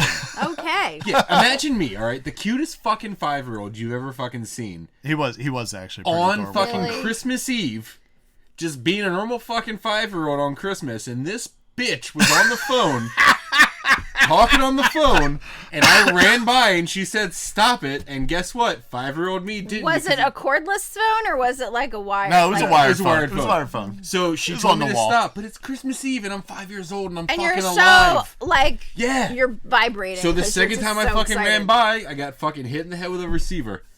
Good times. So the one time I used to work at He could have had a TBI from that. He could have. it explains a lot. Yes. I used to be an EMT at Sesame Place, and I lived in Northeast Philly. So one time I was getting a ride up to work because they needed to use the car and I couldn't take it. So my mom is driving me up to work, and we drive past the cemetery that's on Route 1 in Langhorne area, and she goes, "Oh, my mom's buried in that cemetery," and I said something on, and it was very close to Christmas Eve. It was very close to Christmas too. So I said, "Hey, there's a box full of old phones in the closet at home. I should grab one and spike it on her headstone as payback." And my mom and her mom did not have a very they did not have a very good especially there relationship. at the end, yes. Especially after the hitting me in the head Yes. situation. So she starts cracking up hysterically to the point where she almost fucking drove us off of Route 1 because I said I was going to spike a phone on my grandmother's headstone Yes. because she hit me with one when I was 5 years old. You can hold a grudge, man. But Yes. to Lena. Yes. To Lena. Lena. So one thing that I do find interesting is if Michael Hutchins was still with us, I would be interested to see, is INXS still around? Are they doing their thing? Are they still making albums? Did they break up? And honestly, if they were still around and we're going to tour with him, I would absolutely go fucking see them, Yes. regardless of, you know what I mean? Like actually, Katie and I are going on Thursday to see Duran Duran. Oh, really? Which I could kind of, I could give or take No, Duran Duran. I just mentioned Depeche Mode. That's what I said. Yes, yeah. I was like, did we just fucking talk Depeche about Mode is actually Yeah. coming in October, and I'm actually not going to Depeche Mode because I think I'm going to go see Skinny Lister instead. Oh, okay. But yeah, like that's like a thing where it's just kind of like I could give or take Duran Duran. Like I'm going to enjoy the concert because I do love the Duran Duran hits. Don't really get into the deep tracks of Duran Duran either. But I love Rio. Rio's actually probably one of my favorite like songs in general. It'd probably be like top 50. You know what I mean? Which I've heard a lot of songs, so that's pretty fucking high. But Katie's much more excited about this concert than I am. But it will be fun. And I would kind of put going to see INXS in that same kind of I category. used to think I liked Duran Duran, but recently I have decided that I actually don't. Okay. There are I think it's just whatever. there are 3 songs that if I hear Duran Duran, actually 4. There are 4 songs that if I hear Duran Duran play in this concert, I will be happy. And they are Yeah. Hungry Like a Wolf, Right. Rio, Wild Boys, and I would actually fucking love to hear their version of White Lines. Yeah, that was. So If they don't play Hungry Like the Wolf, I don't think they are exist? Yeah. Yeah, exactly. Yeah, Yes. it's like there's certain bands you go see and you're like, oh, they're gonna close with like that song. when House of Pain came to St. Joe's and didn't want to do Jump Around. Oh, seriously? They fucking didn't want to do Tell it. the story. Go ahead. Go. No, that's all. They came to St. Joe's and they were not going to play Jump Around. And everybody was like, play Jump Around! Why would they not play Jump Around? I don't fucking know. Listen, they did. man. I think they did eventually, but Why would they not play the one thing that they're anyone known Probably because it's for? the one thing they're known for. Yeah. I will tell you, gives a shit? if anybody comes to one of my shows and goes, Fucking- Paul, play Move On, I'm like, go on, play Move On. Move On. You know what I mean? Like that's Move On, by the way, the song that closes out. yeah, yes, the yes. one that startles me every fucking time, even though I know it's coming. Our brother's actually the same thing. He said he had the volume up very Jesus loud, Christ! and he almost he Scares the listened shit to a out of podcast me. at work, and he said he like jumped across the fucking aisle. Yeah. Well, that's It's- one of the best things about it because you talk so fucking Hair is low. that Not. a very long gray hair? It's probably mine. I was gonna say I don't Why think is he it has that longer gray hair, and I have barely any I hair. got So. all my long Yeah, grays but are in my I beard. don't. Your Yeah, I beard. think that's yours. I think Although you're- it's not But even it was gray weird. in It was my like beard. on It's my just knee. white. It was like attached to the tablecloth. I don't know. yeah. Whatever. Oh, which actually we have a nice table. Yeah, there what's if up with anybody's this? noticed. Could you tell the story? Oh yeah, I did say I would mention her. So did. this past Saturday was our fantasy football draft, which Adam is actually the reigning champion. I am. Congratulations. Of our fantasy sir. football league. Which reminds me, I need to buy another 36-ounce Yingling so I could replace the label. Oh yes, that I yes, lost. you broke the trophy. And I also want to add to the no. trophy. So Your boyfriend has actually won the trophy twice. He has. He has. is he still in the league? No. No. No. No. I was But like, did I fucking beat him last year? no, you didn't. He stopped a few years ago when Yeah. like a lot of shit went down. When, Yes. with the When landlord- basically when with you the ended up landlord and When I ended whatnot. up joining, he was when you on- ended up joining, yes, took his spot. we lost half the Yeah. league, and Yeah. like half the league joined new. So, but we've been Things went crazy. pretty consistent since then. So we had our fantasy football draft, and Adam was not able to even be online for our draft. Yeah, I was. You were actually working. I was inside a trailer throwing boxes onto a conveyor belt. Yep. So you were the only auto drafter. So the I was only gonna say auto draft. Yeah, so the only caveat with our auto drafter is that so there was a while where the league like people just weren't that involved, right? So we're like, what the fuck? Like we would go on to do the draft and like there would be 4 people on to do draft and like 6 people auto drafting. So we're like, what the fuck is this? Yeah. So we put a rule in place in our league to basically just to get people involved. That says if you auto draft you end up in last place, you do not get the first pick of next year's draft. So like if you like in this case, so you're the only auto drafter, right? So you have you auto drafting and then 9 people who were signed on to draft. If you end up in last place, you're going to actually be picking last in the draft. What's right? Didn't I technically pick last this year because I fucking won? Yeah, well, yeah, you did, but fuck you. So, but you will end up with that again because we want people to be involved. And I would have. And in fact, I didn't see the message you sent until way later. I probably saw it like earlier in the week. And I was like, oh fuck. I'm like I was hoping that it was going to be earlier in the day and I would have come because I only work 20 minutes from the Oswald Record Garage. But I was like, fuck. I'm like, no, I'm not going to be able to make it. Yeah, no, And I that's had all. an 1,800 piece truck and 3 people to unload it. So, Fun. But at any rate, so what we started doing here last year was a couple of people, me and a couple other people in the league actually started like meeting like to do the draft. We still do it online. We still do it on our computers, Yeah. but we're sitting there talking shit and drinking beers to each other. So so they were coming over. A couple of guys were coming over. So I did have to like clean up from last. I still had to clean up from last week's episode. So I cleaned up a little bit. I washed off the table, and I was like, you know what? There's other people. There's guests coming. Let's so let me put the the tablecloth down to It'll make look it so look a much little nicer. nicer. So and it does look a little bit nicer. Spruces up the place. Yes. I remember when Paul asked me to join the league, I told him that I know nothing about football. That's true. I had done fantasy football 1 year before at work, and I picked my team based off of the players who I thought their names sounded the funniest. That's what I would do. Not a good way to pick your team if you're trying to win. No. But I remember Paul saying the first year that I joined, he was saying like he was trying to get people like interested, like trying to get people more involved. So he wanted me specifically to talk a bunch of shit absolutely. during the draft. Yeah. So I was just saying ridiculous shit to people who have and never, nobody was even responding. ridiculous shit that people have never met before. I'm just saying like, oh, nice pick. Your mother's a terrible cook.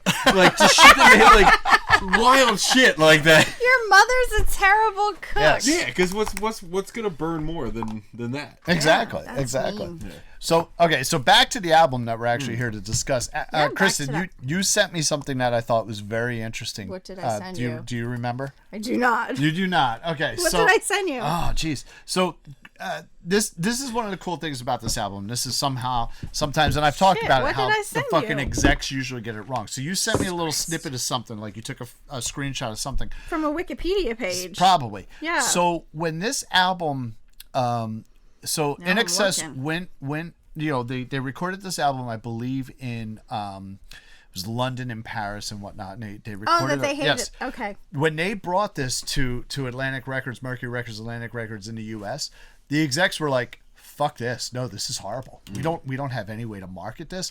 Like they actually thought like we would market it, and You know how you market it? You put that motherfucker's I know. handsome ass face Right? on it. exactly. In his sexy leather pants. Well, here's the thing, and I actually realized this in Anyway. Yes, Sorry. I realized this in the Okay.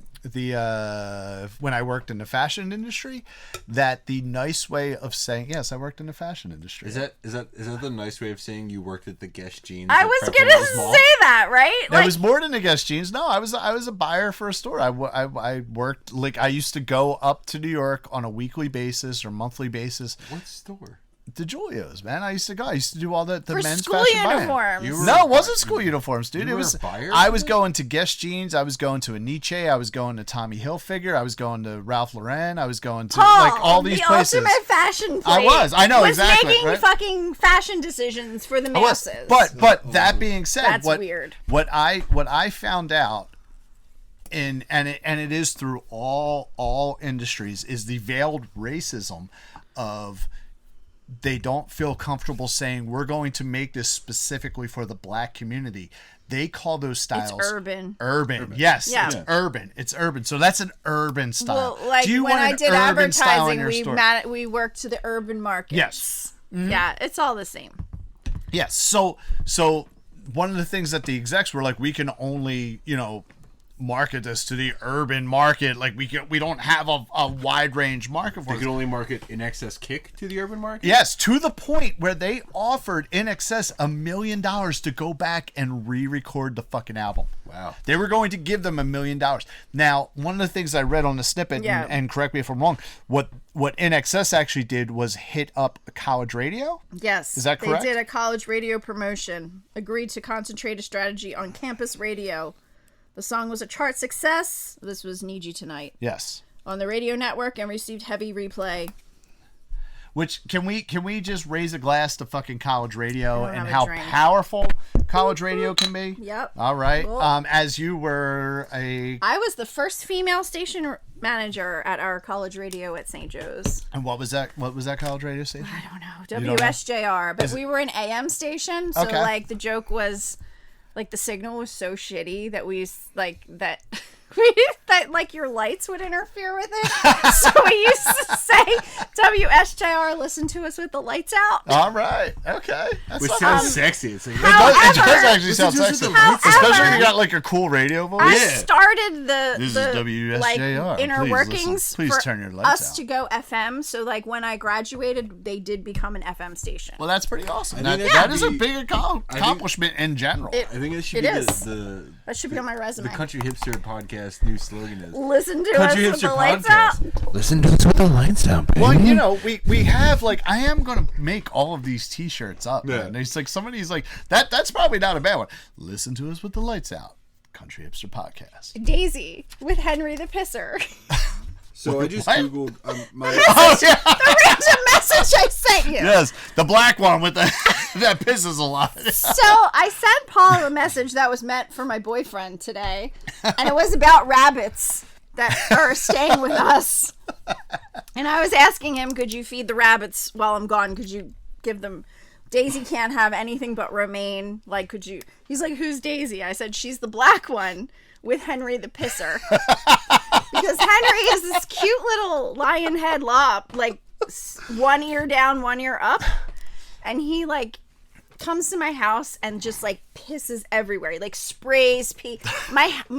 The room that he's in stinks to high heaven. But, like, he's not like that at his own house. But anyway, I accidentally sent that message to Paul, and Paul said that would make a great shirt. So actually, that actually makes me think of something. So, all right. So I'm really Speaking of pissers, Yes. I do need to take a break. Oh, you need to say. Okay, Yeah. go ahead. Well, Okay. I can Well, talk. I want to hear what you're gonna say about pissing. Okay, so well, actually, Real I'm not quick. going to talk about pissing at all. Okay, right now. good. So, but I don't know why I needed to hear that.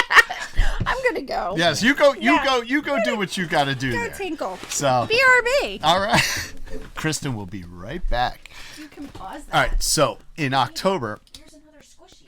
oh, it's a squishy. Oh, Kristen squishy things.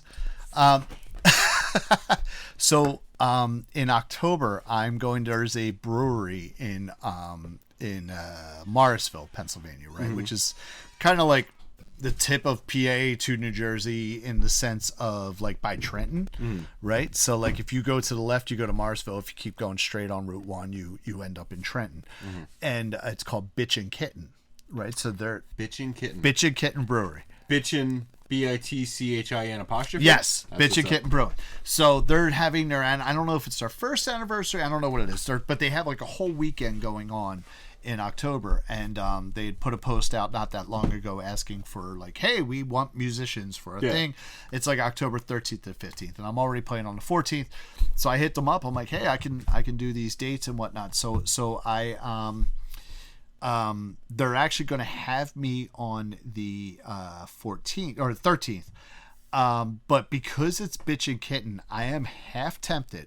And I mentioned this to Katie earlier, like the other day when I confirmed the show. I am really half tempted to go forward with my Black Cat Stevens idea. I remember Black Cat Stevens.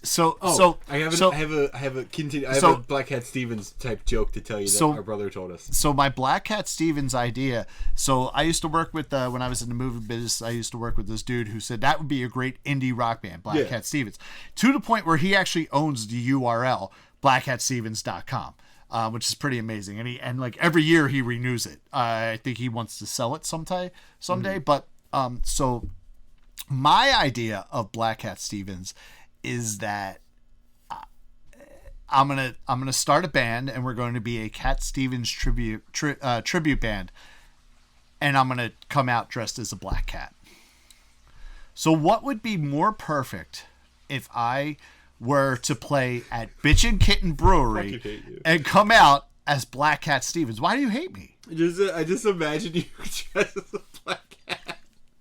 I come out fucking dressed as a But I black cat, just, like, playing okay. Wild World. But here's the thing, I imagine you go all out and you have like Broadway performance of Cats quality makeup. That is seriously what I'm fucking That's what I thinking, mean. dude. That's Like, what I'm thinking, it's gotta be that good. Like, I don't want to come out as a black cat and be like, oh, what's this dude doing fucking blackface? That's like ridiculous. No, like I want to come out as a black cat and No, be you're like, gonna come out as fucking like- Mr. Mistopheles. and I'll be like, la la la la la la la la la. Like, I think it would be pretty fucking amazing. So I'm thinking of doing it.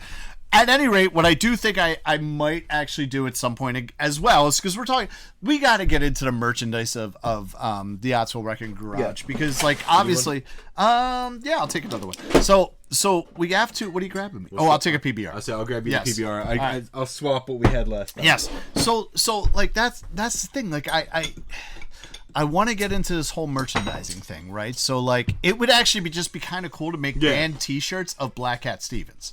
You know, I think that would be pretty awesome. But yeah, so that is what I'm thinking of doing for the when I play the Bitch and Kitten Brewery in Morrisville in October. I am actually thinking of debuting Black Cat Stevens, but like it's kind of like I don't know. Also, kind of I also kind of sort of think like I kind of want to dress like Mike Myers in Dr. Seuss Cat in the Hat movie, and you know, because I think it would still like but I'll just come out and do my thing, and people are like, "What are you doing?" I'm like, I'm playing Bitch and Kitten. I'm Black Cat Stevens. Like, what the fuck? So you'll get it when you listen. Okay. Our brother Zach texted me the other day and tells me that he has this idea for it's going to be a Fleetwood Mac cover band. Fuck Fleetwood Mac. But all the members are dressed like dogs, and he said it's going to be called Fleet Wolf Mac. Oh. To which I responded, I hate you. Yeah, that's not even Yeah, good. I don't like that. And then like he it. sent me something. He sent me an audio. You know what? Actually, I heard that was going to happen. I would think they would call that a rumor. No, nothing. No. You're not as funny as you think you are. Wow. He sent me an audio thing. Wow, you just sounded like my wife there for a half second. I mean, we are very good friends. You are. This guy so when I got the position that I have, I went to another store to be trained by somebody. And the guy just texted me out of the blue and said, not 0035. And I said, what? And he sent me a picture of a padlock on a refrigerator. So I said, oh. And I sent him his store number because it's a 4-digit number. And he said, not that. And I said, bolt cutters. When if the two numbers that it's very obviously it should be, bolt cutters are the answer. Exactly. Bolt cutters Exactly. are definitely the answer.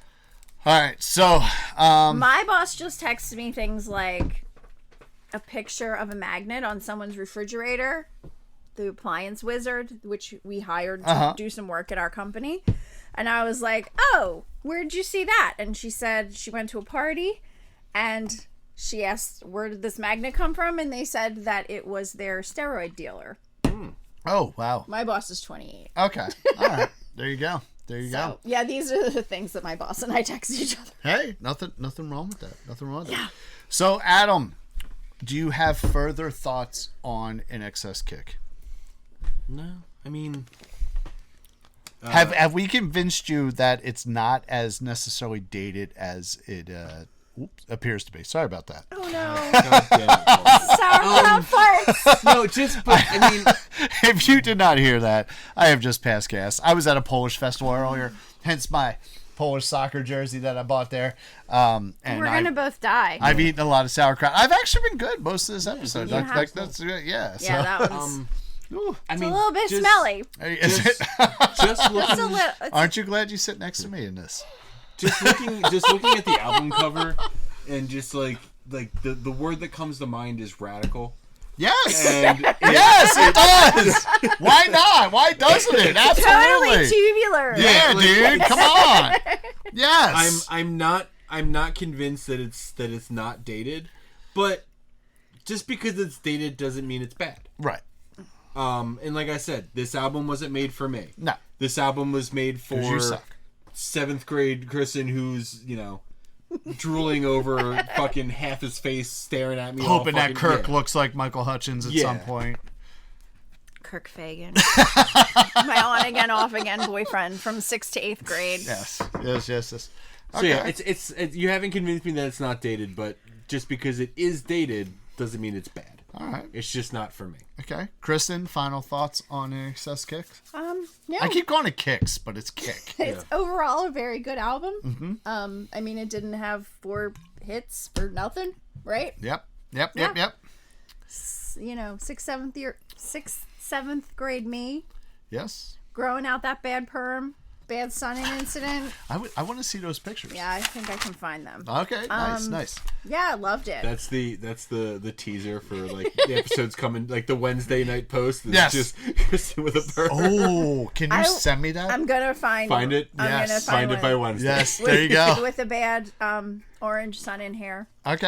All right. Well, it actually might be Thursday because I actually already filmed Wednesday's post. I'm gonna see if I can The video. video. Pictures. Yes. We actually. So we're moving my tomorrow 9-month-old beautiful daughter into her own room. So we all right, so a little backstory here. So I had when Katie was pregnant, I had said that me and Regina were going to speak French to each other so that Katie would not know what we were talking about. Yeah, you talked about it on one of the podcasts. Yeah, okay. So, but like I don't know French, and obviously either does Regina. So we have a room set up for her. We actually redid the whole one room to be specifically Regina's room, and I wanted to have like a French theme to her room. So at one point I was playing this festival last year, and this guy had this heart and like there's a hook on it and whatnot, and it's like all this like Paris stuff on it, which is kind of the cool thing about that was like the guy actually told me the story. He's like, yeah, I made that actually. I was a veteran. I was serving in Paris, and I got this from this place, and so it's like actually kind of cool. That's right? neat. Yeah, it is neat. So but then like we actually bought like for like stick on for the walls like a big Eiffel Tower. Yeah. You know, and like a couple other like Paris things, like That's Paris, right. France, and all this kind of stuff. A baguette. Yes. Yes. Baguettes We're and just throwing berets. croissants in a room and There's shit a like mime that. on the wall. Yes. But at any Love rate, it. so we put that stuff up on the wall the other day because we were supposed to move Regina into her room this weekend. We were going to move her into the room. But I asked Katie, hey, why don't we put it off for another week, because tomorrow Katie leaves for a work trip. And I don't want to be completely alone in my room. So we're leaving Regina in the room for another week, and then we'll move her into her room. So The mime thing just reminded me that Jeff's mom wanted a family portrait done, and she was like, it's black and white and denim is the theme. Nice. I was like, we're gonna dress like mimes. Like we are gonna That's just great. show up at the beach dressed like mimes. Nice. But yes, But we did not. It was canceled.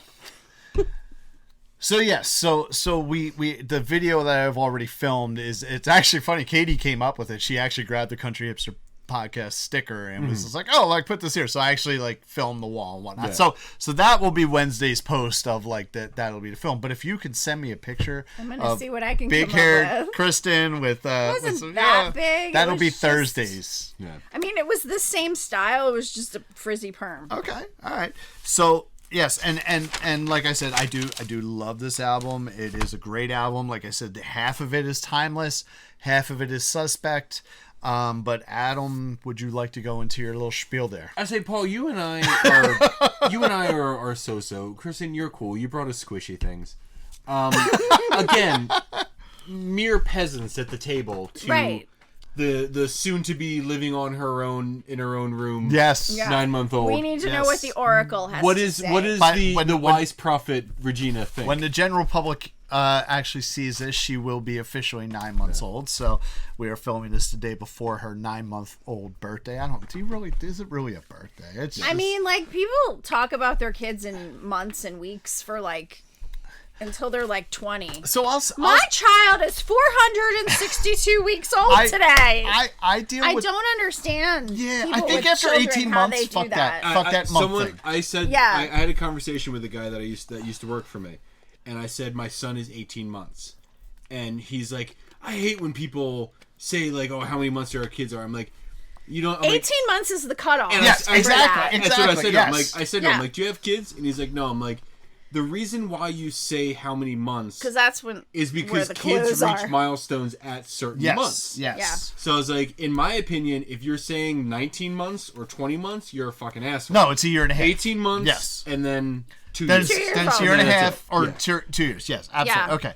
So yes, so she will be nine months tomorrow, or That's at this okay. point 2 days ago. We're okay with that. All right. So Regina, the Regina factor on this is 100%, no doubt in my mind. Regina likes this album. I really thought you were going to say dislikes. I was No. like, man, you're making it sound really positive for a negative. No. She like almost after the first song, after Guns in the Sky. I should have asked her what she thought about You it should have. today. She was all about She you was earlier. freaking She was fucking hysterical. laughing Loves at me. you. So That kid loves me. So after Guns in the Sky, she fucking sang to almost every single song on the You know album. why? Because she was so off-put by the grown man orgasming Twice. at the beginning of the album. Twice she did it. Twice she did. It's like, you know, I have often said this where I'm actually much more critical about when she likes one of my albums. Like I'm like, okay, well I'm not going to just take this. Is it true? Is it true? I got to listen. I have to have her listen to it a couple times. Yeah, you don't want to be biased. Like, she likes it because it's my album. Yes, exactly. And It so also doesn't help that I'm beating him too. So he's like, she likes it. Yeah, well, you're a half a game up on me now, but like, we should play it before you guys film so you can hear if you want and to. see No, her man, reaction. she like No, I see. I trust Paul because the one time I can't remember what episode I was up here to record, but he was playing something, not the album we were going to discuss. He was playing something else, and she fucking lost it. yes. And then he put Little Shop of Horrors on, and she shut right up. Shut the fuck up. Yeah. So yeah, she So was like, all all right, right, cool, so I like this. Yeah, so yeah, there's very obviously a Yeah. But because it's my album, I want to make sure. Okay, am I just hitting you at a good time? Because and excuse me, I also like having the backup of Katie. She like the first time I was playing it for her, Katie's like, oh yeah, she's singing this. Yeah. And then like 3 songs later, she's like, she's still singing this. She wasn't asleep. She didn't like that's why. 6th grade Regina was really into Yes. it. So the one album, I forget what it was, where It's an old it was Joshua Tree. Whereas like it became an indifferent because like she wasn't singing along. She didn't hate it. She basically looked for different ways to get comfortable in the car to fall asleep, and that's what she did. So it's like, okay, you don't hate it, so you're she not. didn't you're not have to freaking out. listen to it. Exactly. She's like, how You can just- I sleep through this? Exactly. So what this brings us to is Paul. That's me. 7 likes and 2 dislikes. And Adam is 7 likes and 1 dislike. So you're up a half a game on me in the standings. And then we have 5 indifferents.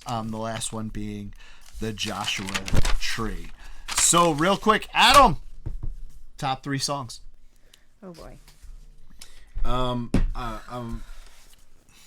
gonna go hits. Go for it. There's nothing wrong with that. Like, especially, you know, when you consider that they ultimately released 5 songs on this album. One of them being a Slash song, and 4 of those 5 were in top 10. It's not hard to go hits on this, but go for it. Top 3. Yeah. Need You Tonight. Okay. That song, you put that song on, and it's just the only thing that song does is letting you know, like, we're in excess and we're here to fuck. That's what Need You Tonight. Man, is. absolutely, yes, absolutely, yes. And it's I'm like I remember that was Cause I'm not sleeping. That's like Exactly. It's just like- that's He's like whispering. that's Yeah. like the first like YUD text. Did I say that? You know, Yeah. what you do? Yeah. What you doing text? Yeah, why you did? I'm not. I wouldn't. These when we do when Zach and I do WYD. Summer Movie Club. We Oh have, yeah, sorry. Thank you. WYD. When, What are you doing? when Zach and I do Obviously, I don't send those texts because I Yeah, don't know. It's hard. when Zach and I do Summer Movie Club, we have a top 5 at the end of every episode, and usually we don't have a concrete number 1, number 5. Yeah. I kind of have the same thing with this, where it's I usually don't have a concrete number 1. I mean, last week on the Pogues, I did say South Australia is my favorite Pogue song. Need You Tonight is definitely. I think my top 3 is definitely 1, 2, 3 definitive. Okay. Need You Tonight is definitely number 1. Never Tear Us Apart, Okay. number 2, and New Sensation, number 3. All right. Yeah. Good. Fucking. And I realized it as I was writing it on this post-it. All ends. Oh yeah. Listen. I cannot disagree with anything you say. They're great songs.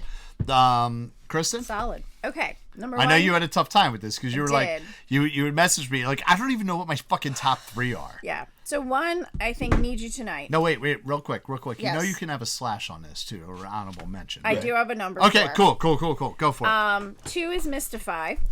3 is Never Tear Us Apart, minus the saxophone solo. Really? I actually love the saxophone solo. Like, all I can think of is the Lost Boys, Can where we he's talk like about that? greased up saxophone solo. Can we talk about that for a minute? It seems like there was. Right?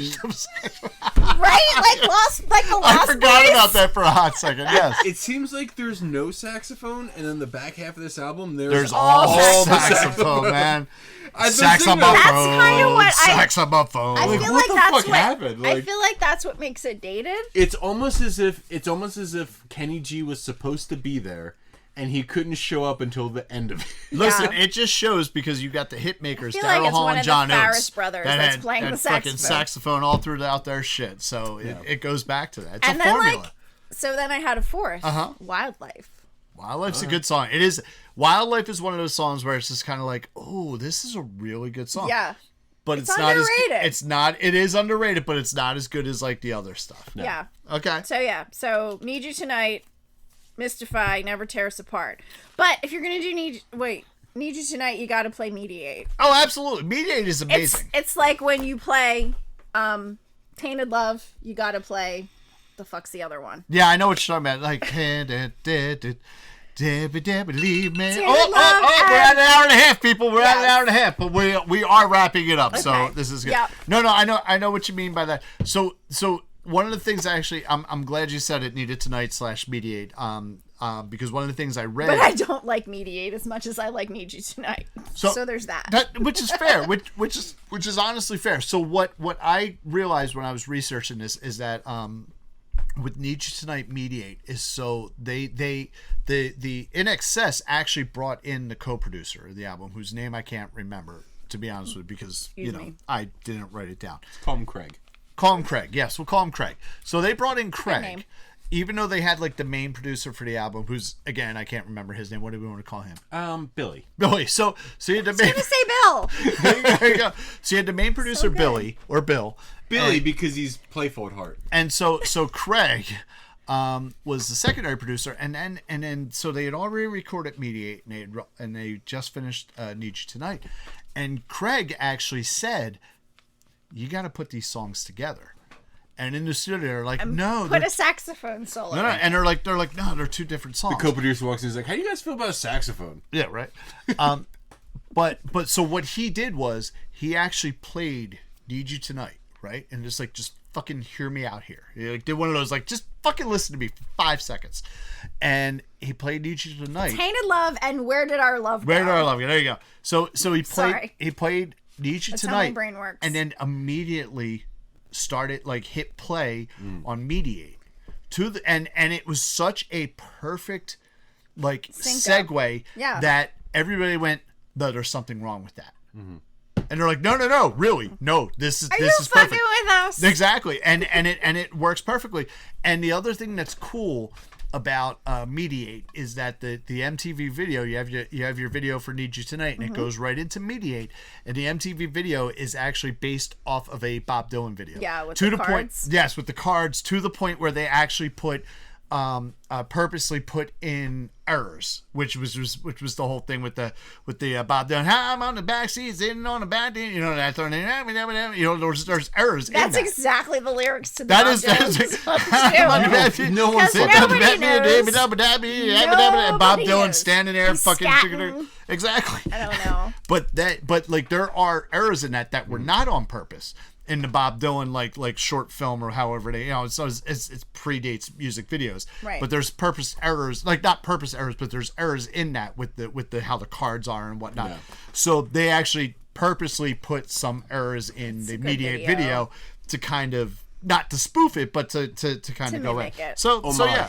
Homage, Yeah, yes, that's an it. homage to, you know what I mean, which was cool, and that was one of the things that I fucking liked about it. Like as a kid, like, oh yeah, look at that, that's cool. They got the thing, love your mate and suffocate On your own suffocate and on you, you know what I mean, Yeah. all that kind of shit. It was awesome. Like Pretty Kate.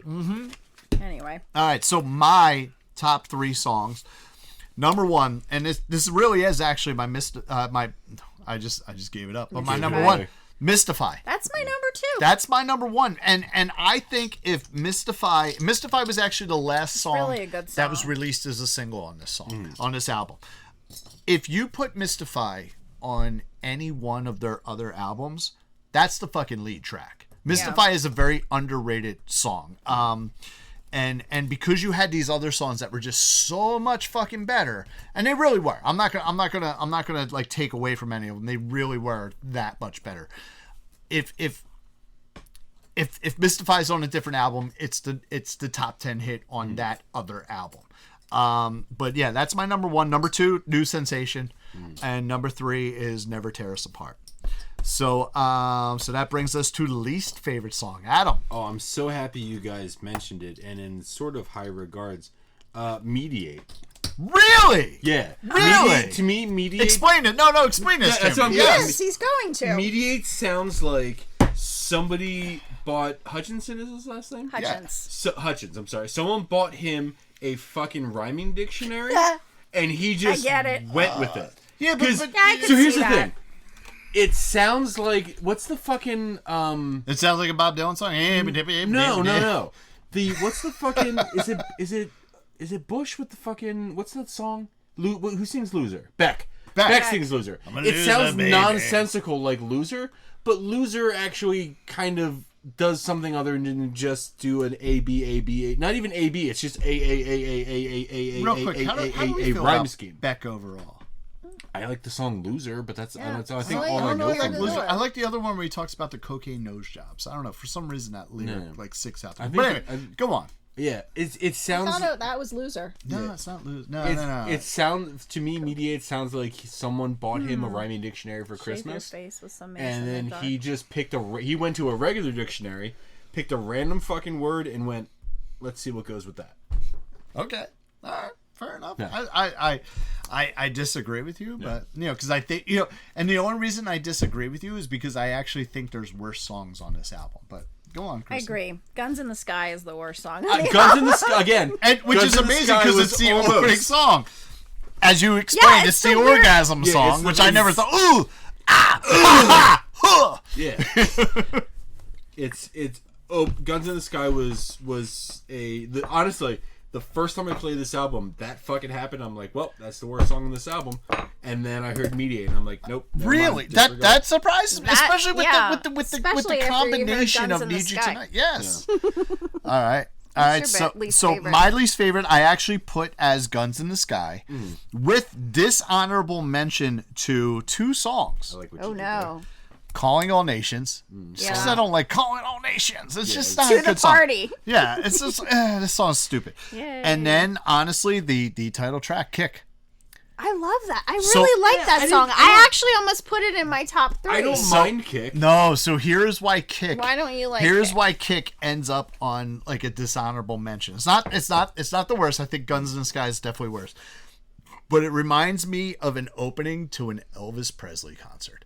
And then I could hear Elvis singing like, oh no, I'm gonna kick, yeah, and he got the horn. It's like I seriously see Fat Elvis in a fucking sequin suit going, I'm gonna kick. That's just no, you. that's what it does That's for me. just You see it, I know Adam sees it. I In this do not version that I now visualize have, this at all. It's not actual Elvis. It's Jack White portraying Elvis as he did. Which is even worse. Sometimes I kick, Talk and Walk Hard. sometimes I get kicked. I do not. No, I can't visualize No, I that can at see that. all. I can see that. 100%. Like I said, I'm it's actually horrified. it's a dishonorable mention. It's not. It's Tiny not Guns N' Daggers Sky. would have been like Tiny- the other Tiny Daggers almost ended up not there, but great like one. so initially when I first listened to this album through again, Tiny Daggers was actually my least favorite. But then the more I listened to it, I was like, you know what? feel like- Actually, Tiny Daggers fits into Can you this open album. it? Are there handsome people inside? There might be. Tiny Daggers did fit in with the whole general feel and the sound of like those three songs where I think are not hits but are pretty good. You know, they're not timeless songs. So yeah, so I don't know. just I the guess back not of just them. that. Yeah, just like hey. See, that's even an Elvis stance. Sometimes you kick. How about like I accidentally listened to what was that, the 40th or 20th Yes. anniversary So, Paul album, texted and I me- was like, Paul, what the fuck is this? Paul texted me the track list, and he texted me. He's like, "By the way, this is the one we're listening to." And I said, "Oh, I'm listening to the 2017 remastered Yeah, version." no. And he said, "Yeah." And That's then he fine. said, "You said the 30th anniversary edition." Well, I'm like, that's why I retexted I to am. her. which I That's- responded, if she doesn't want to get those 2 hours back of her life, that's on her. Right, But- right. Did you listen to that by accident? Fuck no. No. So what was the song I I sent paid you? attention this time. I don't remember. I know you sent me something, but I It don't was remember what terrible. it was. So here's what I will say. So now, I'm Coming Home. Yeah, was I on know, yeah. INXS Kick 30. yes. So here is No, the nice, no bueno. the nice segue here, and Adam already knows this because we were drunk last week. Can we pause for a minute Yes. before you go any further? On the back of this album, All right. Yeah, man. Can we He's a talk about? good-looking guy too. No. Can we All talk right. about these fucking spiderweb cowboy boots? Oh, they're pretty nice. That's a 87. thing, man. Yeah, like, what are that's you gonna do? 87 was rough. Dude, you think I our brother feel- Michael didn't have those boots and a fucking perm in 1987? No, he 'cause fucking he- absolutely did. Because in 87 Yeah, he had a he perm. had It was pretty funny. he had fucking white Reeboks in find that 87. picture. No, but he had a fucking perm and fucking. No, you're not putting that in right. Don't give it What, to you me. put it in this way? You put it in? Yes, I put it in that way. Oh, okay. See, whenever I put them in, so I can just pick it up Yeah, and no, pull the album. Yeah. don't mess up. I'm sorry. Don't, Jesus Christ, God damn it. This is like today when I showed Jeff how I fold the towels. How do you fold towels? Carefully. half, and then half again. But See what I do? I but hold. the stripe has to be the seam. Oh, stripe. if they're striped, yeah, you gotta line that shit the up. seam like you know how like towels have like that stitch stripe Yeah. on them. That has to. So the towels here and the stitch stripe has to be like this, How are you? so that when you stack them in your closet. Okay. See what I do is I actually had this discussion. And he folds them half, and half again, but he folds them in the opposite direction. Yeah, I half. can see that. I had this discussion with my girlfriend weird. and her best friend. The way I fold towels is I hold the towel out with a corner in each hand, That's what I do. and then I fold it into thirds, Okay. Oh. and then fold That it is- up and down into thirds again. Okay, that is the like Hotel way of Yeah. doing it. yeah. But like so that doesn't fit into my closet No, that way. no. So How do you do folded sheets? Or not fitted sheets? I not don't. folded sheets. I roll them up and throw them into a Really? pillowcase. Oh, dude, I'm good with fitted See, sheets. I learned how to do fitted sheets now every time my girlfriend does wash, she hands me all the fitted sheets. I will say Yeah, that my no. landlord's I mother just roll them up into a could fit a pillowcase. could fold a fitted sheet like it was like all fucking corners, man. How do you fold a fitted sheet? So like, Because the way I fold it makes it all corners. she could do it even like I can do it pretty well. You know what I mean? Where you like take the things and you put them together and then you kind of make a corner and then you go from there. Okay, so I it sounds still like- I still can't get it fucking precise. Like my landlord's I mean, mother. I used to do that, and I just was like, "Why am I fucking wasting my time doing this?" Oh no! I no, just she shove the was- whole sheet. I mean, I fold the regular sheet, but I just shove everything Yeah. into one of the pillowcases. Okay, all right, fair enough. Toss it into the bin at the bottom of the bed, Okay. like the bench we have. Cool, Where our cool. sheets go. So It's all good. as Kristen mentioned, she was listening to the 30th, or asked I me did. if she should at be listening one to the 30th point, episode. I listened to part of it. And Yeah, was like, what is happening? I didn't There's even too go to many that. things here. Yeah. What I actually had there, what Adam was manipulating back there, was a Rhino Records 2018 remastered 30th anniversary edition, but not with all the bonus shit. So that's what I heard. Thank Christ. What's his face say last week when I was listening to Who, John? John. Yes, because And that's what made me think, oh shit, am I listening to the right version? Yes. So what I actually have is a 2 LP 45 RPM pressing. So what the fuck does that mean, it's right? fucking heavy too. It is heavy. It's like probably 180 or 280 or 200 gram. It was mastered at Abbey Road Studio, the Abbey Road Studio in England, the Abbey Road. The Abbey Road. So the cool thing about this is like this, when this was first released and other re-releases of this, it was just a single disc record. So the difference between, and here you go, I'm going to get nerdy for you. I know you hate it, so just tone out for a second. So Probably go pee again. you can do that. So the 30, when you have a record that's 33 and a third, I don't remember the exact amount of time, but per side you have roughly 18 to 24 minutes per side.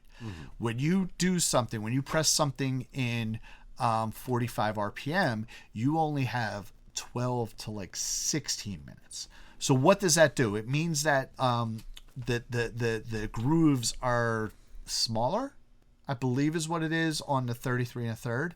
So the sound quality is not as good, right? So when you do something to 45, which is why you have to, you play it at 45 RPMs, it goes faster, right? But the sound quality is amazing. Like this is like 45 RPM. It just plays better. And then when you add 45 RPM with a heavier vinyl, 180 gram or 200 gram vinyl, it just sounds better. Now, sound can ultimately be figured out with your mixer, whatever you're playing your amp, whatever you're playing your turntable through. If you have a higher end turntable with a fucking expensive cartridge, and then you have a power amp that you're playing it through, but like I don't have any of those things. Either do I. I have Spotify on my phone. But all of those things can be like manipulated to an extent. But if you have a vinyl that's a 45 RPM, that's 180 to 200 gram on its own, like, because I don't have an expensive system here. I have a very, relatively low end system that I play my records through. You can still, with that 45 RPM and the higher gram of vinyl, you can still get a really nice fucking pure sound out of the vinyl. So that is the cool thing about my pressing here, is that is the 45 RPM. Half speed mastering. I don't fully understand what half speed mastering is. I know it is similar to what Analog Productions or Mobile Fidelity will do to their repressings. Those are like the two you said they're like they're like the high end shit, right? So all of that being said, I have a cool fucking pressing here. Very good. Plus MSRP on Discogs, and you already know this, is $76.69, which we round up. I don't really want to change the 69, but whatever. Did I know this? You did notice because we talked about it last week when we were drunk. We looked this up last week. Oh, that's right, yes. we did, yeah. Yeah. So it's $77. Drunk, Paul. As was I. So my Should've running known, total, Adam. Jeez. based on 12 albums, brings my running total up to $513. Adam's running total based on 10 albums is $522, puts you to the good of $9 because of, and I have a little abbreviation. Fucking Steel Train. Fucking Steel Train. FST. Fucking Steel Train. The fact that you're now single digits behind, Yes. seeing as how you've He's been 2 albums ahead, though. I'm 2 albums ahead and single digits behind. Yeah. But the fact that you've been like double to triple digits behind. Oh, I know. It's a big jump. Yeah. It's a big jump. So like So thank you INXS. Thank you INXS. Like my particular pressing, I don't think you can readily find. There are other repressings of INXS Kick that has come out even since I got this. I know there was a clear vinyl version that came out either last year or the year before for Rocktober. The clears are cool. Yeah. So are you falling asleep? I'm burping. with the nerdy vinyl No, stuff? I'm burping. So Warner Pardon me. Brothers or Rhino Records, somebody puts out, it's Rhino Records puts out, it's every year, it's called Rocktober, right? Where they put out repressings of certain Is that albums. like Buntober? Buntober. Buntober. Which you could celebrate September 17th in The 10th, September I 10th. think. Yes. Is that Yes. the 10th? What's this weekend? this The weekend. 10th, Is yes. yeah. This weekend. Yes. So Rocktober is like a repress of stuff. I actually just listed Are all we of. going to talk about this for a little longer? Do I have time to go to the No, bathroom? we're again? almost done. We're All almost right. done. So I would Sorry. just hold it, Chris. I'm sorry. So the have to pee a lot. 2023 Rocktober stuff I've actually have just listed to Ottsville Record Garage. So if you want one, go on there and click on the notify me. I'm sorry, is that OttsvilleRecordGarage.com? OttsvilleRecordGarage.com. If you click on the notify me banner to the right, it's red, and put in your email address, I will know that you want it, and then I will order from the distributor and get it in stock, and you'll get an email that says, hey, this is in. it's in. So at any rate, we have to see if Adam gets back in the game. This is why I wanted you to wait. Okay. Does Adam get back in the game, or do I have 7 in a row? Adam, grab the box of Michael. I just want you to know, though, I'm like one sneeze away from peeing myself. That's so let's actually do this pretty quickly. hysterical. I am always in that state. Yes, I'm actually right with you. So. I have fibroids. It's like not good. Okay. Anyway, this is what you get when you deal with like a perimenopausal woman. Okay. All right. So it's number 41. 41. We'll see. Let's see what it is. You ready, Adam? Are you good for this? I'm excited. Oh, so I will say it's not pink. Could Now, be you. now it could be you, but I do have a few other colored ones in there. Adam, you have broken my streak. There we go. We have Bob Dylan, Blonde on Blonde. Fucking A. Bob Dylan, there you go. We just talked about him a few times. We did. that's Yeah, crazy. bam. So episode 25 will be Bob Dylan, Blonde on Blonde. Do we have a special guest? Possibly 2. So I will have to hit them up and see what they see if they that. are available and if they can And make it is it over. not a booze and vinyl. It is not a booze and vinyl, although I think we have been talking about doing some changes to the booze and vinyl since we are now a drinking podcast.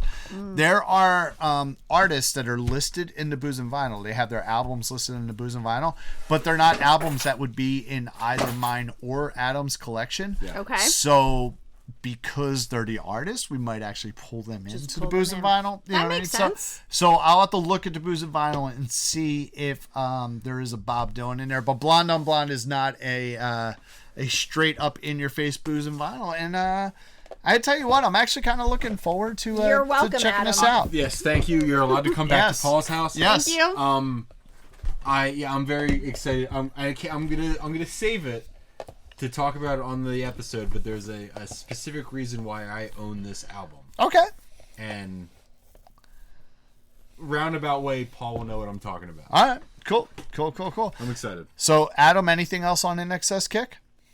No, but I did want to mention, we actually had two, seeing as how this is not only a drinking podcast, but a music podcast, we had two famous musicians pass away in the past couple of days. We had Jimmy Buffett. We had Jimmy Buffett, Yes. and I feel very bad because I do R.I.P. not remember his name. But we also had the lead singer of Smash Mouth. Yeah, I don't remember his name either. He's in hospice. Did he actually No, he died. pass? He died. He Yes, it was passed, listed yeah. today. Oh, wow. He passed So and I R.I.P. feel very shitty, so let me Google his name real quick. somebody once told me. That's all I got. Please. Steve Harwell. Steve Harwell. Hey, now you're a rock R.I.P. star, buddy. So let's go. my Jimmy water. Buffett and Steve Harwell. The Jimmy Buffett actually kind of... Jimmy Buffett took me by surprise. Because someone... I didn't even notice until like 2 days after the fact. Because somebody posted something and I was like, oh, they were at Margaritaville. And then I realized... Someone said something. I was like, oh, that's why that fucking person posted that 2 days ago. Oh, yeah. Yeah, his was skin cancer that turned into like lymphoma. Oh, or well, I mean, it makes something. sense. He was on the beach a lot. Yeah. So, And then last And night... he was in his he was 79 or something. wasting away at Margaritaville. Stop. Last night, my Death girlfriend... is not that funny. I mean, it is, but it's not. Last night, my girlfriend said to me, she's like, the guy from Smash Mouth is on his deathbed. Yeah, he was, Jeff said that too. And then today, she's like, the guy from Smash Mouth died. Yes, he was yes, like- I did see Holy that. I Yeah. had heard he was in hospice. I did not know he passed. Yeah. And our brother Zach actually texted me today. He's like, would it surprise you that the guy from Smash Mouth was such good enough friends with Guy Fieri that Guy Fieri posted an Instagram memorial post? Did he? I was like, no, that makes sense. That would not surprise yeah, me. it Listen, doesn't man. surprise me at all. We might as well be walking on the sun. I Am I really- right? I Am I really- right? Like, what are your thoughts on Guy Fieri? I like. Do I we like diners, dislike drive-in him? times. No, I don't fuck dislike. him. him. Okay. I fuck it. I like- I'm I just like curious, what he's doing. 'cause If you want to, There's a lot of people that really like hate the guy. There's a comedian who has a But like he- 10-15 yeah, minute bit but he, like- about why people right. shit on Guy Fieri. But he like donates money and Yeah. like does all this Yeah, nice man. stuff just because he wears like flame shirts and shit. yeah, it's like Listen. because, yeah. Guy Fieri was like one of those guys who like tried to get into, like, he was already a cook. He was already an established cook who had like restaurants. And he I mean, he fucking, uses words like Flavor Town. Well, yeah, I mean, but that's still, a little man, I'll obnoxious. take you to but Flavor I Town. think But telling your wife, but no, he Oh, she knows. She's been to Flavor yeah, Town. she's been to Flavor Town. She No, knows all but, about like, it. You know, I don't. They No. bought a summer house in Flavor Town. we do. He, listen, he happened to go out for a reality TV show, and he fucking made something for it. Like, fucking cool, man. Yeah. Good for No, Guy I was Fieri, just you know? curious if you Listen, guys were. here's the I'm other- I'm here's a the other- fan of him. I Yes. like him. Listen, that diners, drive-ins, and dives. I like that show. guy's grocery games. Yeah, So it's I, not bad. I have an idea for Guy Fieri because he has diners, drive-ins, and dives, which he refers to as triple D's. Triple D's, yeah. And then he has Guy's grocery games. Triple Triple G's. G's. Triple G's. Yeah. I have this idea where he drives to local breweries on a motorcycle Triple B's. and eats cheeseburgers. Oh. So he tours Burgers, the bikes, country. and Burgers, breweries. bikes, and breweries. Exactly. Yes, okay. He tours the country looking for local burger and brewery spots Here, on a motorcycle. here's what I'll say about Triple D, especially as someone who runs a small business, right? Is that Triple D has actually done so yeah, much for small definitely. businesses Yeah. that like there's restaurants and bars in Philly, just in Philly, that I didn't know existed. until they showed up on Triple D. And I went because, well, this was on the thing, so I got to go support it. Yeah. So, no, it's a good thing. I mean, that's why I was just that's curious. a great thing about it. No, Yeah. I'm all about Because I Guy know Fieri. there are people that like really hate him. But It's like, why? the comedian What's he done who to I talked you? about who has a bit about like asking why people shit on Guy Fieri. One of the things he mentions is like he provides what's the word I'm looking for? He provides advertising for small local businesses on a national scale that they could never afford by themselves. Correct. All right. So real quick, these two 47-year-olds have to piss Yes. really bad. We So both- do you have yeah. anything No, else to say? that's it. Kristen, All right. anything else No, to say? I'm good. I got nothing else to say, so it's potty now time. time to